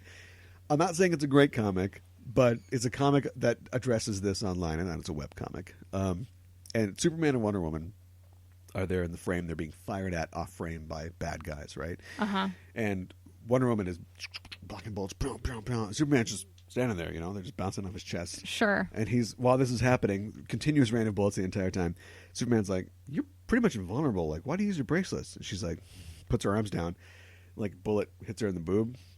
And it goes, and then, what is it there? And then it's like, all these bullets are coming in. And then, like, the bad guys are all laughing. Oh, my goodness. And he's like, okay, yeah, I see your point. But other than that, I don't know. Sure, it's a visual motif. It's a way for her to be different, but I don't think that she'd be fine. Okay, if you say she's invulnerable, then she's invulnerable. She gets hit with, like, a ton of lightning in this. And she's just That's true. Oh, no, I'm fine. And then she can find a way to yield it somehow, too. It has to do with the nature of what she is. That's true. Which we won't talk about. No. I do like the fish out of water scenes when she first gets to London. Yeah, just that's going great. back a little bit. And that's your you can't do that. We were talking about this earlier today. She has a similar story to somebody like Superman or a lot of superheroes, but she's the one you can do that with. Yes. Because Batman is, he goes off and trains with Mountain Ninja for 12 years, but, he was brought up with a silver spoon in his mouth. Yes. Clark is from a completely another planet, but he's raised he went to by high school. the Kents. Right. Yeah. And so you get the chance to do that with this woman who comes fully formed, into a different world. Yes. And, that could have been really dumb. Yeah. Those could have been really bad. It could have. And I thought they were really intelligent and really funny. It was really funny. Yeah, absolutely. One of the reasons Chris Pine steals this is he's working overtime. Yeah. I kind of feel like it's maybe he wasn't getting a lot back, so he kind of had to do a lot of the lifting in the You scenes. think so? Well, we've talked before about what I think about Gal Gadot's experience as a performer, but I would have turned him down a little bit. He was full like Puffy Hands Kirk. And it was entertaining to watch because it wasn't Kirk, but he was really like going for it. Yeah, he was. But it also cut a different figure than what you'd expect of the dashing flying ace from In His Sopwith Camel. Yes. He wasn't Snoopy on the doghouse. Like, he's this guy who's like can pretend like he knows what's going on, and then everybody leaves and he's like, all right, I don't know what we're gonna do. Yeah, exactly. And I love the scenes with the lasso where he's a spy. It's a dichotomy that never gets pulled out, and it was only slightly pulled out for this film, but it was pulled out well, I think, where he lies for a living. That's the whole point. And she's a trusting person, but there are moments where she's like, wait a minute, like, are you lying? He's like, that's what I do. I lie all the time. He's like, no, let me put the lasso of truth on me. If you don't believe me. We're gonna go to this war and we're gonna try to stop it, and we are definitely gonna get killed while we're doing it. This is a horrible idea. I gotta take this lasso off. Yeah, that was great stuff. Would you recommend the film? I would recommend the film. Yeah, absolutely. I think it's enjoyable. It's a great start. Yes. I think I was we were walking around the theater and I was saying that was a great Wonder Woman: The First Avenger. I can't wait for Wonder Woman: The Winter Soldier. Right. Exactly. And Wonder Woman 2 has been approved. Okay. I think the ink might be wet still, but they're coming back. Sure. And Gal Gadot is on for probably 11 films. Probably. They got her really early, so she probably signed a big contract. And I know that Patty Jenkins is signed for another film. Okay. So we should get a Wonder Woman 2. The problem is, when? We already know that they're not calling them phases because that's Marvel's thing, but Aquaman will be the last, or will come right after Justice League. Sure. And they haven't really firmly announced anything going forward. Sure. So we know that whether they plan it or not, that will sort of be the end of their first phase. Sure. And maybe they'll take a breath and go, kind of, where do we go from here? Mm-hmm. So we know there will be a 2. We just don't really know when. Okay. But it's supposed to be set in the modern day. It should be good. I'm really looking for it. This was fine. I enjoyed this. I definitely want to see it again. I'm just being a little reserved because I have a lot of nerd friends who are shitting their pants. And it's kind of like the Chris Cornell thing. It's like, I loved him too. It doesn't mean like his Bond film theme was the best Bond theme. Right. It was fine. Right. I don't want to get too excited about this because DC has a lot to answer for. So it's like when somebody owes you a lot of money, Right. And they give you $50. You're like, okay, all right. Something. That's a start. We're in the right direction here. Yep. And so that's how I feel. Maybe I'm underselling it a little bit, but yeah, I thought it was really good. Yeah, I thought so too. Okay, well, that's it. It's Wonder Woman. It stars Gal Gadot. Yes. Directed by Patty Jenkins, and it's in theaters now. Go see it.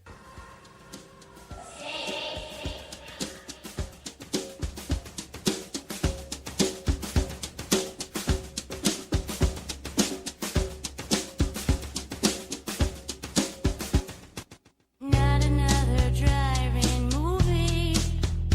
You know you can't be still. Move me.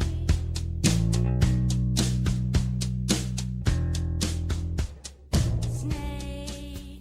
All right. Well, in the ill-conceived second half of this, we're talking about Wonder Woman, the Wonder Woman Volume 2, technically. Sure. Issues 1 through 6, starting in 1987, when Wonder Woman got our big reboot by George Perez. This is right in the mid-'80s when DC was rethinking a lot of its titles, rebooting the entire universe with Crisis, kind of going back to the drawing board with a lot of stuff. John Byrne was doing Man of Steel at the time and sort of rethinking the origin of the Man of Steel, retelling a lot of the original stories and bringing it into a more modern sort of take and bent. And that's what George Perez was tasked to do with Wonder Woman. Sure. And it wasn't solely George Perez that was involved with this. It was also, I mean, he did the writing and the art, but also Len Wein came on to script a little later on. Len Wein is, of course, a comic book creator. I shouldn't have to introduce. He's done quite a bit of stuff. And do you know Greg Potter was also doing some of the plotting. Okay. Greg Potter is a creator who actually didn't do a lot sort of outside of that era. Okay. He created a character called Jem, Son of Saturn, All right. which was originally supposed to be kind of a Martian Manhunter kind of. He's basically the Martian Manhunter. It's just he's from Saturn. Okay. Yeah, I don't know. This is one of those weird things. All right. DC DGAF. It should be DCGAF. Or DCDGAF. Anyway, I don't know. There's a lot of letters. So, yeah. Did I mention Karen Berger? No. Karen Berger was the editor at the time. Okay. This is before her Vertigo days. Okay. So, or probably coming up right on top of her Vertigo days. So, yeah, it was a big deal to do this, to take a character who had been around for a long time, had, like I said before, they didn't always know what to do with the character. Let's make her a spy. Let's do this. Right. Let's do that. And so they finally got George Perez to go, why don't you just do it all over again? Kind of emphasize the mythological elements, bring it back into sort of our classic 80s Age of Hero, superpowers, super friends kind of style. Sure. And can you add a ton of side boob? I just like you to bring, make sure they're showering together, and we'll talk about that later. That's called a tease, literally. So what happens in the Wonder Woman comic book series? Well, It starts with Themyscira, and it's boring, and I hate it. Yeah, pretty Sorry. much. Sorry. I'll just play the audio from the first part of the review. Themyscira, and it's the first issue is a little bit longer. Yeah, it and is. I think it's 60 pages or something. Something like that.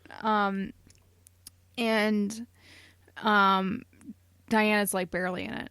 She comes in right up to the end because we have to, in telling her origin story, we have to start with the caveman. It starts with the caveman. It starts with the caveman. It literally does. And it kind of made my head hurt that it had to start with a caveman. Because I bet that somewhere in time, Grant Morrison has gone back and explained that caveman is, connected to something. He's part of he got a mother box at one point, and he's all wrapped into the. But anyway, yeah, I don't know who this caveman is. I don't know. Moving on. And there's no connection. Well, there is a connection. Well, because this is very much. Well, that's true. Yeah, there are particular themes in this that are emphasized. Yes. And that has to do with the creation of the Amazons, which you were getting to. Yes. I hope. So the creation of the Amazons, it was largely Artemis's idea.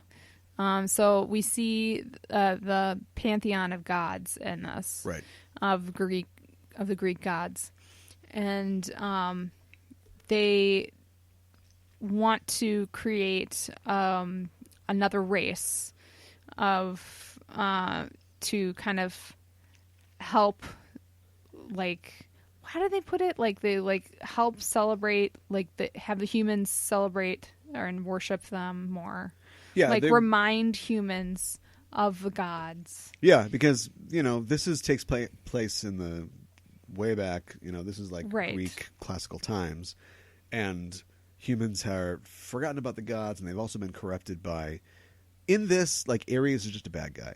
Yep. In like the original Greek myths, and I'm a semi-familiar with the myths, so I'll chime in with like mythological details as we go on. But he was just, he's a god of war, so it's not like a guy that you'd like invite to like a bar mitzvah or anything like that. Right. But it wasn't necessarily that he was like super evil, but he's just straight evil in this. Yes. And he kind of represents the satanic sort of element, and so he's corrupted men, and they're warring with each other, and they want to make like a race that's going to be an answer to that, like a paragon of humanity that is going to Right. worship the gods, show the best virtues that the Features gods and- represent. Yeah. And they're going to be chicks, because almost all the females of the pantheon, of the Greek pantheon, get together and go, well, they're going to be girls. Yep. Yeah. And they go to Hades, and there are all these souls there that have been wronged by men. Right. And- well, murdered specifically by men. Yes. And they bring them to life as the Amazons. Right. So, Well, I mean, that's pretty heavy right there. yeah. Well, that's what the caveman thinks about. Yeah. 'Cause the caveman is... He lost his hand to a saber-toothed tiger or something, Yep. and he's feeling a little raw, and so he tears into his old lady Yep. and kills her. And so that's the vignette that sort of sets out what's going on here. These are all women who have been hurt and oppressed and victimized by men, Right. and so they're going So to they're become super women, resurrected, reincarnated, reincarnated. yeah. Naked in the ocean, Yes. because it's George Perez. Yeah. It's not as bad as it could be, although. You've seen, we've read Teen Titans. Yes. And it's like, Starfire, put some clothes on. No kidding. Come on. Exactly. Although Gar likes those Speedos. We're not talking about Teen Titans. There's another part in the first issue where Hercules comes Yeah. and oppresses the women. Right. Well, we should say originally, so they all are created, and then they move into this city of Themyscira, right? Yeah. And this is kind of where there supposedly were their stories. There are all these like Greek histories that we don't know if they're true or not, because if Plato got bored, he'd just start making things up. Right. And so, or Herodotus would just notoriously just go, yes, they're fought giants. It's like, all right, really? Right. So we don't know, but supposedly there were people of the steppes, like of Turkey and Anatolia. There were like warrior women that lived there. Sure. So I think we assume, the comic assumes that they lived there. And then there is in the myths, the myth that Hercules, defeated them or whatever. Right. He seduced Hippolyta or whatever, and stole Right. the girdle that gives her strength, or that sort of thing. Yes. So that gets adapted into a comic form here. Yes. We get a little suggestion that we already know that, like, Hercules is not like mentally sound all the time, Yeah. but he's goaded on by these agents of Ares Yes. who want to see these women destroyed because they're a gob of spit in his eye, basically. Right. Yeah, and so he sends Hercules there, and he deceives Hippolyta by saying, like, oh, it's all good in the neighborhood, we're going to have fun. Right. And then, he drugs her or whatever, and they burn the city and have their way with the women and all that. Mm-hmm. And eventually they, the gods appear to her and say, all right, you kind of screwed up here, but here's your chance to make it up Right. to us. Like, get out of this. And so they fight back, kill all the men. And that's why they wear bracelets. Right. To remind them of being enslaved. Right. And that, as far as I understand, that is a George Perez thing. That's his interpretation of that. Okay. Because Wonder Woman's always had bracelets. Yes. And so he's trying to come up with these reasons. We should talk about how Wonder Woman was created by William Moulton Marston Okay. way, way back in the day, by this guy who was like a doctor. He held several PhDs. And he was like a creative consultant, I guess, to like the early DC Comics. Okay. And they wanted superheroes were going gangbusters, and they're like, "Hey, we need a we need a superhero." And so he had a lot of ideas, and he's like, "Here we go. Tell you what I like. I have a woman, but she's going to represent like these ideals, of peace and love and stuff like that. But it doesn't mean that she's going to be like a hippie. Didn't have that term back then, Right. a peacenik. She's going to also be strong. She can back it up." And then he also had like a lot of ideas about blood pressure and stuff like that. Like, What? he wasn't the inventor of the lie detector, but he was an inventor of one of the early. There's a lot of people that sort of contributed to lie detector technology, but Okay. he developed a device that could, see if your blood pressure was changing, sort of like an early lie detector test. Okay. And he also thought that like the pressure of the blood had something to do with how your emotions and stuff sort of came out. Okay. And that is maybe what was behind him having like a lasso and people getting tied up all the time. Huh. Like Wonder Woman got tied up like a bunch in the comics. Okay. She got tied up so much that the editors at DC had to be like, "Stop tying her up so much." And it wasn't because anybody's like, "Why is she getting tied up?" It's like, she's just getting tied up too much. Right. Like, gorillas were popular in the 60s or whatever, but you couldn't put a gorilla in every episode of our issue of Jimmy Olsen, Superman's pal. Sure. Too many gorillas, Julia Schwartz. Too many gorillas. So there's all that, and then also she's also supposedly based on. So William Moulton Marston had a wife, Yeah. and he and his wife had a girlfriend. Okay. He had a student or like a TA or something like that who named Olive something or other, who they all lived in a sort of polyamorous sort of situation. Okay. And she was apparently the personality of Diana is based on his wife, and the physicality is based on Olive. She was apparently like a very Okay. tall, statuesque woman who just wore like bracelets a lot. She was into that. Okay. So I guess that's why she has bracelets. Interesting. But the point, what Perez was trying to do was bring all Give of these their disparate elements meaning. together, exactly, and give it significance. And Right. so that was his thing. Like, Yeah. you guys are going to be great again, but you're going to have to wear these things to remind you to never like trust men or to never give in again. Right. And over the years through Wonder Woman, that's not a big deal anymore. I don't think that even exists anymore, but that was big for a while. Like at Amazon, if you touched the bracelets together, because now Yeah. in the movie she hits them together, and that's like her Nova attack. Like she can take Right. people out. If you touch them together, like they would lose their strength, Huh. and if you took them off, they would go berserk. Okay. Like Wonder Woman would turn into the Hulk if you like took her bracelets off somehow. Okay. Yeah, it's weird. Interesting. That's a real. There's all these like in myths. There's all these like details about. Oh, if you get them wet, they spring into. They turn into new ones. And Right. if you feed them after midnight, well, you got Zeus's everywhere. Right. And so they've cut a lot of that out. Like I think they took all that out in the Azzarello stuff because we don't need that. No. But I don't know. I've always liked that aspect of it. Like there's. Sure, superheroes have all these weird rules and things they can do, but there's also that sort of mythological or fairy tale element. They don't make sense, but they're rules anyway. Sure. Knock 3 times and that opens the secret door. And why? I don't know. It just does. So remember that. So supposedly Hippolyta is the only one who has a baby because supposedly when she was murdered before she was pregnant. I find it hard to believe that she was the only woman that died pregnant. I know. And also, I guess, that Miss Kira is pro-life I guess so. because her unborn baby had a soul. Whatever. Yeah.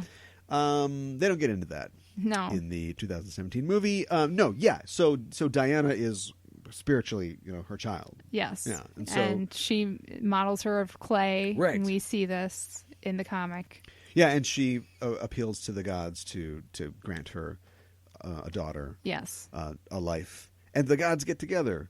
Yep. And so it's all the female goddesses of the pantheon. Yes. Demeter, the goddess of the earth, gives her the strength of Earth or the strength of Gaia. Yep. Aphrodite makes her cute, but also Yep. gives her love, for all living creatures. Athena gives her wisdom. Mm-hmm. You'd have to imagine martial prowess as well. Artemis gives her, the eye and skill of the hunter. Yep. But also unity with beasts. Yep. All animals love Wonder Woman, and she can usually talk to animals too. Hestia gives her sisterhood with fire. It's like, that's kind of the heart of this Captain Planet. Like, what's that? All right. Yeah. But it translates into, that's the power of the girdle. Like, it gives her, the knowledge of truth, the fires of truth. Okay, will sure. purify you and give you, she can see into the minds of men or whatever. And then Hermes gives her speed. It's like, who invited him? I know. Is he like the fun, like, hey girls? Is he like their Right. friend, their guy friend hangs out with them? I'm going to crash this party. Here's the popcorn and box wine.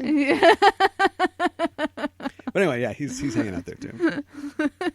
Yeah, and so she's born. Gives her swiftness. Yeah, right. She's Yeah. the speed of Hermes, and she can fly.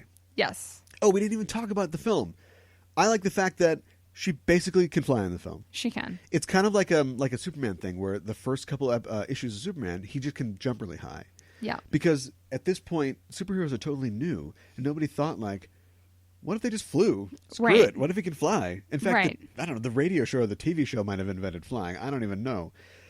And she jumps really high a bunch of times, but then near the climax of the film, she just jumps up in the air and doesn't come down for a while. Yeah. And and of course they play with slow motion so much, you don't know if it's because time is suspended. Is it just slow?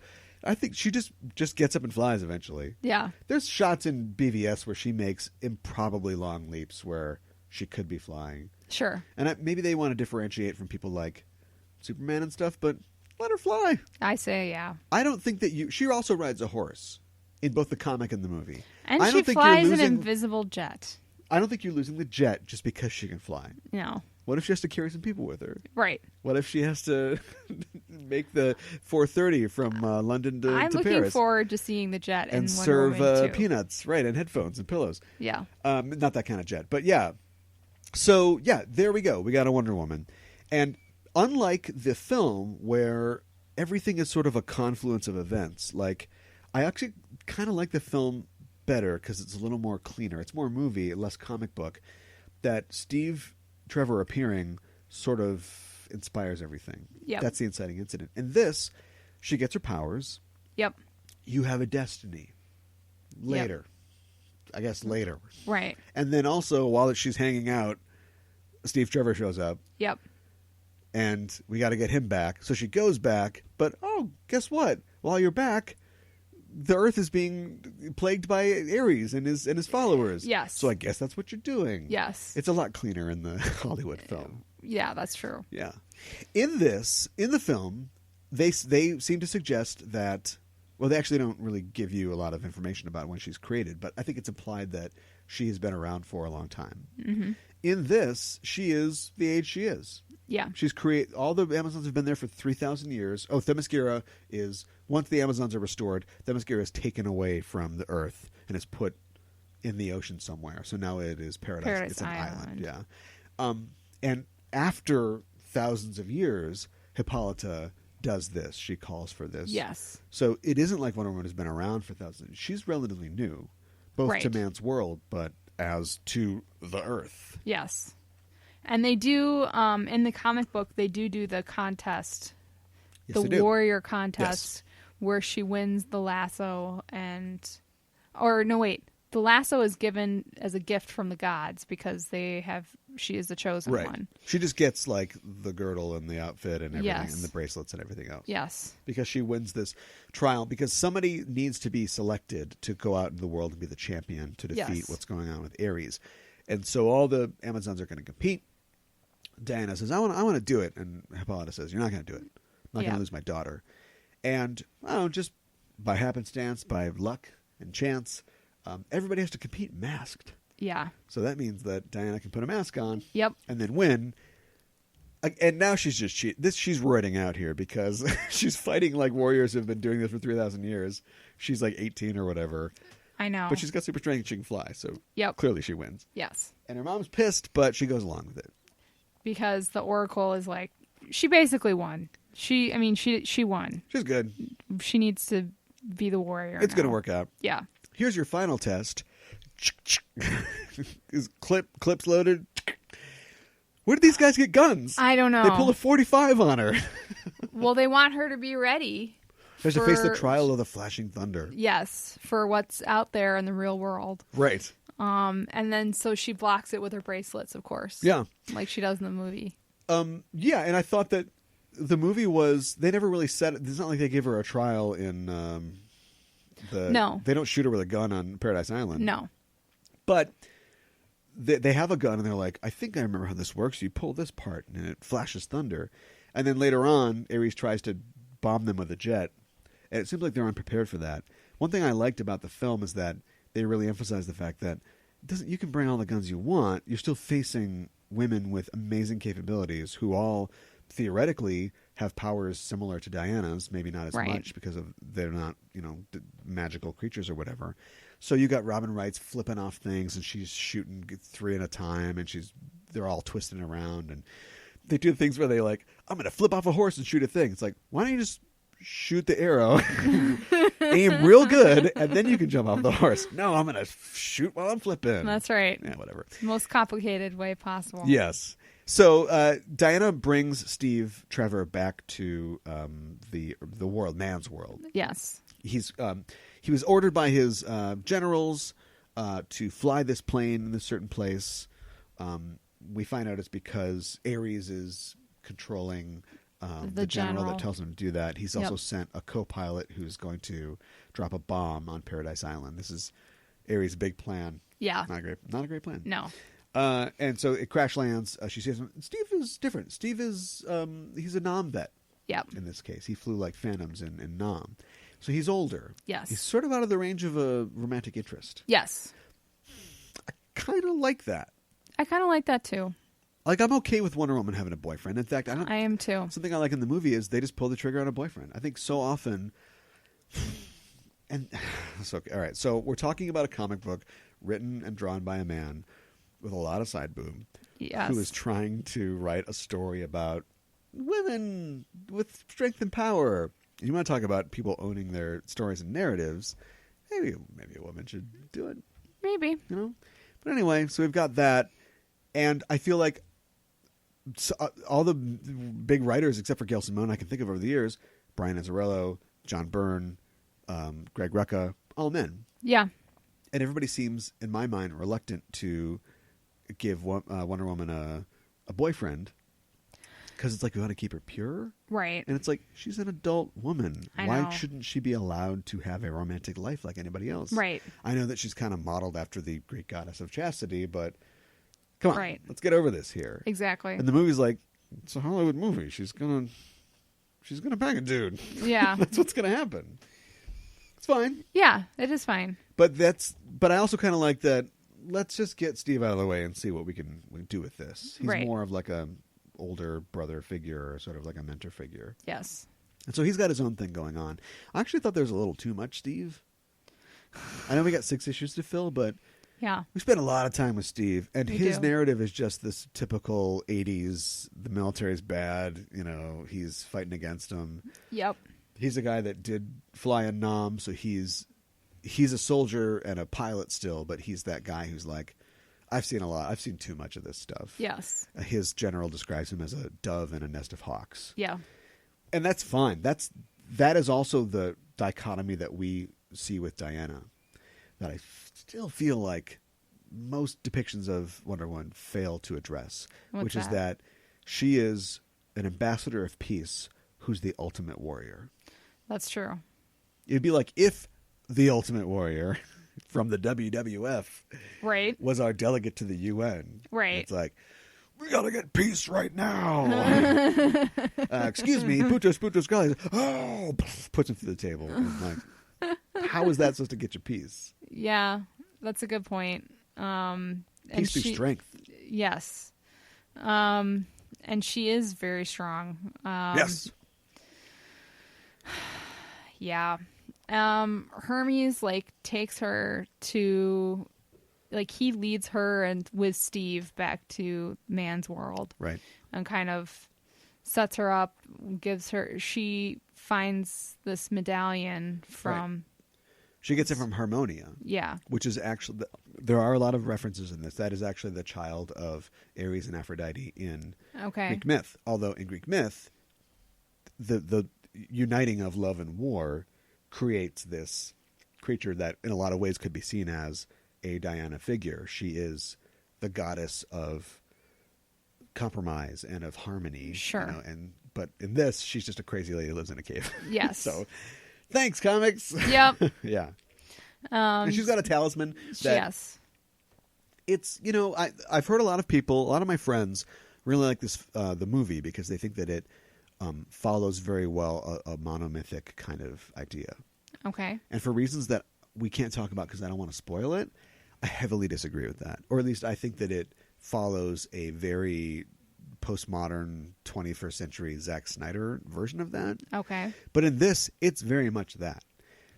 But it's also very, it harkens back to antiquity, because it isn't just a character who's like, oh, I am a hobbit. I love eating. What? There's something we got to do? Right. Okay. And I don't know what I'm getting into, but I still, I get through it because I've got heart and strength and I'm transformed by the experience. In the old days, you had a guy like Bellerophon or even Theseus, who just, the gods go, you're a hero. You've got what it takes. Your dick's 12 inches long. Here's a bunch of trinkets. You're Iron Man, basically. You just get through it. Right. There was never really a challenge. You got the invisible helmet. You got all this in the winged sandals. Right. And I feel like it's like that a little bit. Like, we know that Wonder Woman's worthy. She could probably do this anyway. But yeah, the gods lead her by the nose through a lot of this. Mm-hmm. And they give her the talisman, which is really, literally just a talisman, an archetypical. It doesn't do anything really. Like, it's just, here's the magic thing that you need. Right. You got to get this to the other thing. There you go. Right. You got to get this to the other half of the talisman, Right. basically. And she shows it to, she goes to Harvard. Yep. She goes to Harvard Yeah. after they park the invisible car. Yeah. And she meets Dr. or Professor Julia, what's her name? Capitellis? Something like that. Professor of Antiquity. It's another great example of, like, let's make a character who is non-typical comic book female. Yep. She is well-educated. She's an older woman. Yep. And she's not a combatant. She's not going to put a leotard on and No. turn so you can see her butt and boobs at the same time. She's very much like not. I mean, you have to give, after all the side boob and the naked swimming, Right. you got to give Perez props for trying to populate this world with lots of different women. That's true. And you've got Etta Candy, who is not like conventionally attractive, Yep. but is a lieutenant, in the Air Force. Mm-hmm. And she isn't just a secretary. I don't know why they use secretary in the film. She could have been an attaché. Yeah. She's an attaché, Yeah. which is a military secretary. But, she's she has more responsibilities than just A secretary. carbon copying. Yeah. Yeah. And I thought that was really great. Yeah. So she meets up with this girl. And, of course, Diana doesn't speak English, No. because why would she? She speaks Or Old Chinese, Greek. or French, or any of the million languages Right. that the women in the movie know, even though they've never left the island in 3,000 years. Right. I don't know. But anyway, yeah. And so she can communicate with Julia because she has studied some of this Old Greek and stuff like that. And so she becomes Yeah. her connection to the man's world. Yes. And so they're studying this talisman and they're trying to figure out how to find the other half and everything. And they go to Julia's home and they meet her daughter, Vanessa, Right. who received this statue earlier, Yeah. which ends up being Decay, Yeah. I don't know the why. daughter of Medusa. Yeah. I don't know why it had to be a statue. It's just Except kind it was of just creepy. creepy weird thing. It was kind of X-Files-y. Like, it starts off as this weird, creepy doll, and then its Twilight eyes start glowing, Yeah. and it becomes a full-fledged woman who, literally, her power is decay, so she can decay things. Right. And she destroys their home. Right. I've heard of termites, but Right, exactly. there's a lot of like off-panel sort of jokes and stuff like that. Yes. Which was definitely a thing in comics at the time, but I feel like it's aping Claremont a little bit because Claremont would do that all the time. Sure. And she also ages Vanessa. Yeah, when she touches somebody, it decays a person. Yes. As well. And while she's fighting Diana, the same thing happens to her. Yeah. But somehow Diana bounces back. Well, Diana realizes that she, through the lasso, Yep. of truth, through which she can use the power of Hestia, is also the girdle of Gaia. Yep. In this mythology, the Gaia gave a girdle to Antiope and Hippolyta. Mm-hmm. And in this, Antiope isn't killed like she is in the movie. Right. Once they kill all Hercules' men back in the day, Hippolyta says, "Okay, now we're done. We're going to go live on this island, and we're going to revere the gods." And Antiope is like, "Screw that. We got a lot more people to kill." Yep. And so they kind of have a parting of ways over this, and they take off, and we don't see them until later in the comic book. But so in this, like the Hephaestus, creates the girdle, out of this, or the lasso out of the girdle. Right. And she realizes that because it's an artifact of Gaia, it has a connection to the earth. Yes. And this is actually based on a myth where Hercules wrestled a guy named Antaeus. And Antaeus was a son of, I think, Poseidon and Gaia. So as a wrestler, if he was touching the earth, he couldn't be defeated. Okay. So if you wrestle this guy and you pin him or whatever, Mm-hmm. or he's just standing on the earth, he can continually renew his strength. Okay. He can't be beaten. And so Hercules figures this out and picks him up, lifts him off the ground, and just crushes him. But anyway, yeah, Diana realizes, with this thing, she can, touch the lasso to the earth, and she can continually renew, her strength. She won't become old and frail. Okay. And then she right. also channels that power into Decay and destroys her. Yes, which is good. And this is all, Ares is sending all these things. And Ares sends a lot of stuff after Yeah. her. We find out that Ares' sons, Phobos and Deimos, Yep. Fear and Terror, are influencing a lot of people. They're controlling many people of all different walks of life, but especially in the military. Yep. And they are trying to create a nuclear confrontation between the U.S. and Russia because it's 1987. Yep. And they are going to start a thermonuclear war. That's kind of their goal. Yep. And so they basically get sucked into this area or hell where Ares' sons are. Right. And have to fight them. And end up killing, I can't remember. The snake guy? The snake guy. Yeah. Deimos. Deimos. End up killing him. Or Phobos. And the other guy, runs away. Right. Because he's kind of a coward. Yeah. Are you disappointed that she didn't throw the tiara in the film? Yeah, a little bit, because Yeah. that was actually pretty cool in the comic book. Yeah. I also like how when she's fighting Decay,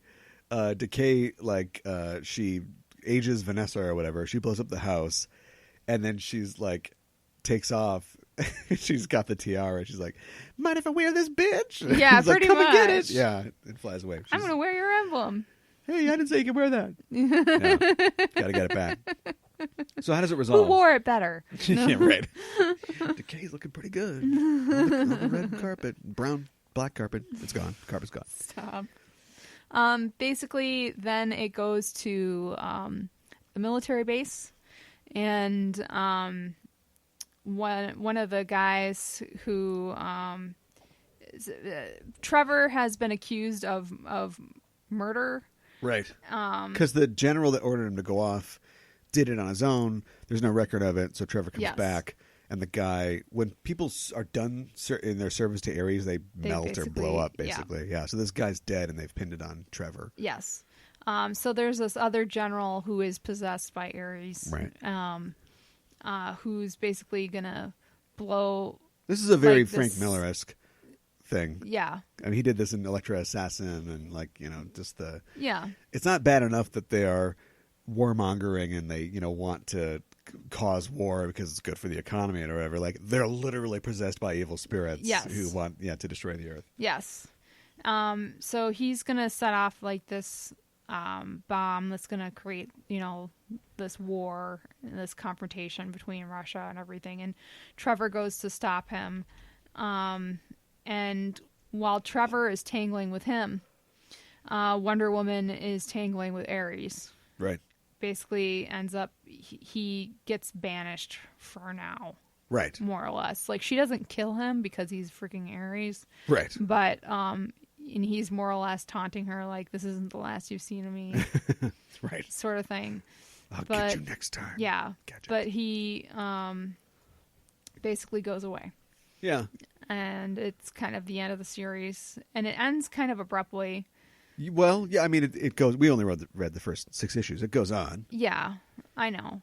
But Trevor comes out and he's like carrying Diana and he's like, can somebody help me with her? And then it ends. Yeah. And it's like, okay. She weighs 130 pounds at least. Like she must have collapsed or something like that or Well, blacked she out. fought Ares. Yeah, I know. It's tough. I know. So, Plus, it's just, you got to have a guy carry a girl. apparently. So he looks good. Yeah, that's fine. Hey, not a love interest though. So, That's true. yeah. Yes. Do you have... That's pretty succinct. I think we got all the way through it. Yeah, I like how at one point, like, Diana is wearing her outfit and they're like, we'll just give you a flannel shirt Yeah. and you can just wear that and it'll be fine. Yeah, that's one thing that I thought the movie dealt with fairly well. Yeah. It's all part of the whole... Or back to the movie. It's all part of the whole... You can't make a Wonder Woman movie and not deal with the fact that people understand Wonder Woman. Yeah. You know, it's like an Alien movie. You're not going to sit and explain to us that egg things in the air, goes on a guy's neck, and it happens, and you're just expected to know what happens. Right. And that kind of happens in the Wonder Woman movie. They just bring the lasso out. They explain to Steve what it is. But otherwise, it's like, good, keep moving. You know, it's fine. And they do that with the costume in a way because she sees the costume, or at least out of the corner of hers and the camera's eye, and gets it. And then we never really see her in the costume. She wears this cloak for a Yes. long time until the big reveal. And they're playing on your expectations because we want to see her as Wonder Woman. Yes. We've already seen it in the trailer. It's true. So they keep finding ways to kind of almost reveal it. But you kind of know it's not going to happen because this wouldn't be... We know that, like, well, the perfect way is she literally crawls up out of a World War I trench on a Yes. ladder wearing the costume, and then we see her. Right. And it's like... I'm kind of complaining about it, but I'm also complimenting because it's super cheesy, but it works so well. Yeah. But we get these little flashes where she's wearing this Galadriel, like, elven robe, like, the entire time. And she's like, well, I'll just take that. I'm like, well, no, you can't take that off. Right. You are essentially wearing underwear. Right. It is 1918. You cannot do that. And that happens, like, a couple times. And then they do the whole makeover scene where they give her all the clothes and stuff like that. But, yeah. Yeah. So, I don't know. I mean, they address that kind of, but it's also that kind of, like, women can do anything. As long as they're hot. There's a lot of male gaze in this still. Yeah, there is. And I'm not talking about Hermes. Would you recommend this? Or actually, I guess the question for these sort of things is, would you keep reading? I think I would keep reading just because I want to know what's going to happen next. Yeah. Which is a good sign for a comic book, I think. And it's just interesting to see, like, where her origin could be from and everything, and like, Sure. and see how that could develop. Like, how does she become Wonder Woman, like this public figure? Yeah. And they name her in the newspapers as Wonder Woman. Yes, they do. Wonder Woman foils plot. Bank robbery. Bikini wax sales go through the roof. Right. Yes, I would definitely recommend it as well. Often the things that we read on Comic Book Club, when we're not just taking shots in the dark, are pretty much default thumbs ups. Yes. And I think the Perez stuff kind of goes to a weird place sometimes, but yeah, I mean, this is solid stuff. Mm-hmm. The one thing I would say, and he is definitely aspiring to a mythic level of storytelling, there's a lot of text.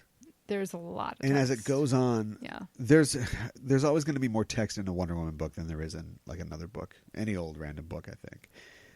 But yeah, sometimes it's like, it's not bad necessarily.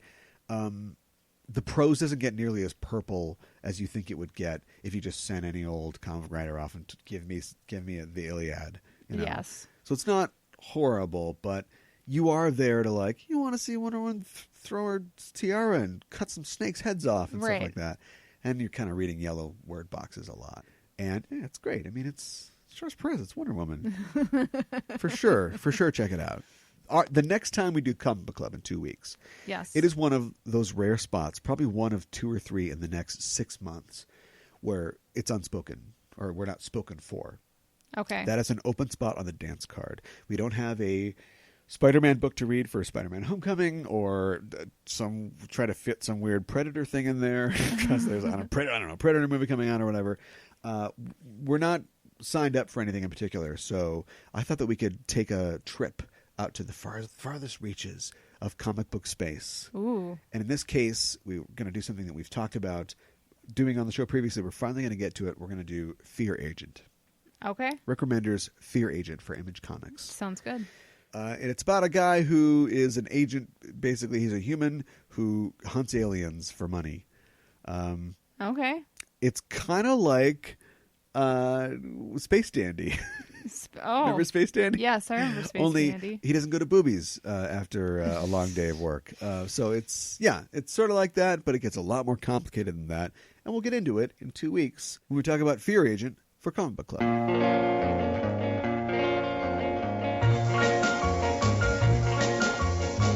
As I walk along, I wonder what went wrong with our love, although it was so strong. It's come to this. Can you feel it? I think so. Can you smell it? Can you smell what the scorpion is Oh my kinging? goodness. Next week is Crash Crypto Services. And in the box that we've painted ourselves into, we're going to look at the Scorpion King. Yep. Have you seen the Scorpion King? I have not seen the Scorpion King. Do you want to see the Scorpion King? I'm It kind of. doesn't matter if you want to see the Scorpion King. Oh my goodness. Oh my God, I've been waiting for years to do that. We're going to watch the Scorpion King, the very first Scorpion King. It's a 41% on Rotten Tomatoes. I think generally thought of as The Rock's big debut, Sure. at least as a headlining action star. Sure. And we will discuss how that turns out. It's kind of like The Mummy 2.5, Yeah, I guess. I would say so. Yeah, anyway, we'll talk about it later. In the meantime, you can smell what we're cooking on our social media outlets like Facebook and Twitter. Also, if you go to iTunes and search for Just Enough Trope, there we are. And please, please, please sign up, subscribe, get on the rolls, on the roster of the show. Yes. Be one of the saints that marches in when they play that number. I don't know. Yes. Kind of getting outside of what I know here. But also give us a rating and review on iTunes. It's so important to us to know that you're out there, and important to the people at Apple Podcasts to know that we're doing a good job, so we can move up the ranks and get more exposure. We can bring more things like our very well thought out reviews of Yes. the Wonder Woman movie and comic book, and everybody gets hopefully what they want. So give us 5 tiaras worn by your best frenemy, and she looks so good in it, but you're really mad. You want to take it off, and you're willing to put a lasso on her till she explodes Yes. and leaves your friend's daughter horribly aged, and we don't know how she gets unaged. We don't know how she gets unaged. No. It's a comic book and it's mythology, so I assume there's an elixir involved. I assume. Read on to find out. And while you're reading, give us 5 stars. We'd appreciate it. That's it for this show. We're done. We're signing off. I'm your host, Caliban. I'm your co-host, Megan Hanna. Keep the geek fires burning. She ran away, and I wonder where she will stay. My little runaway, run, run, run, run.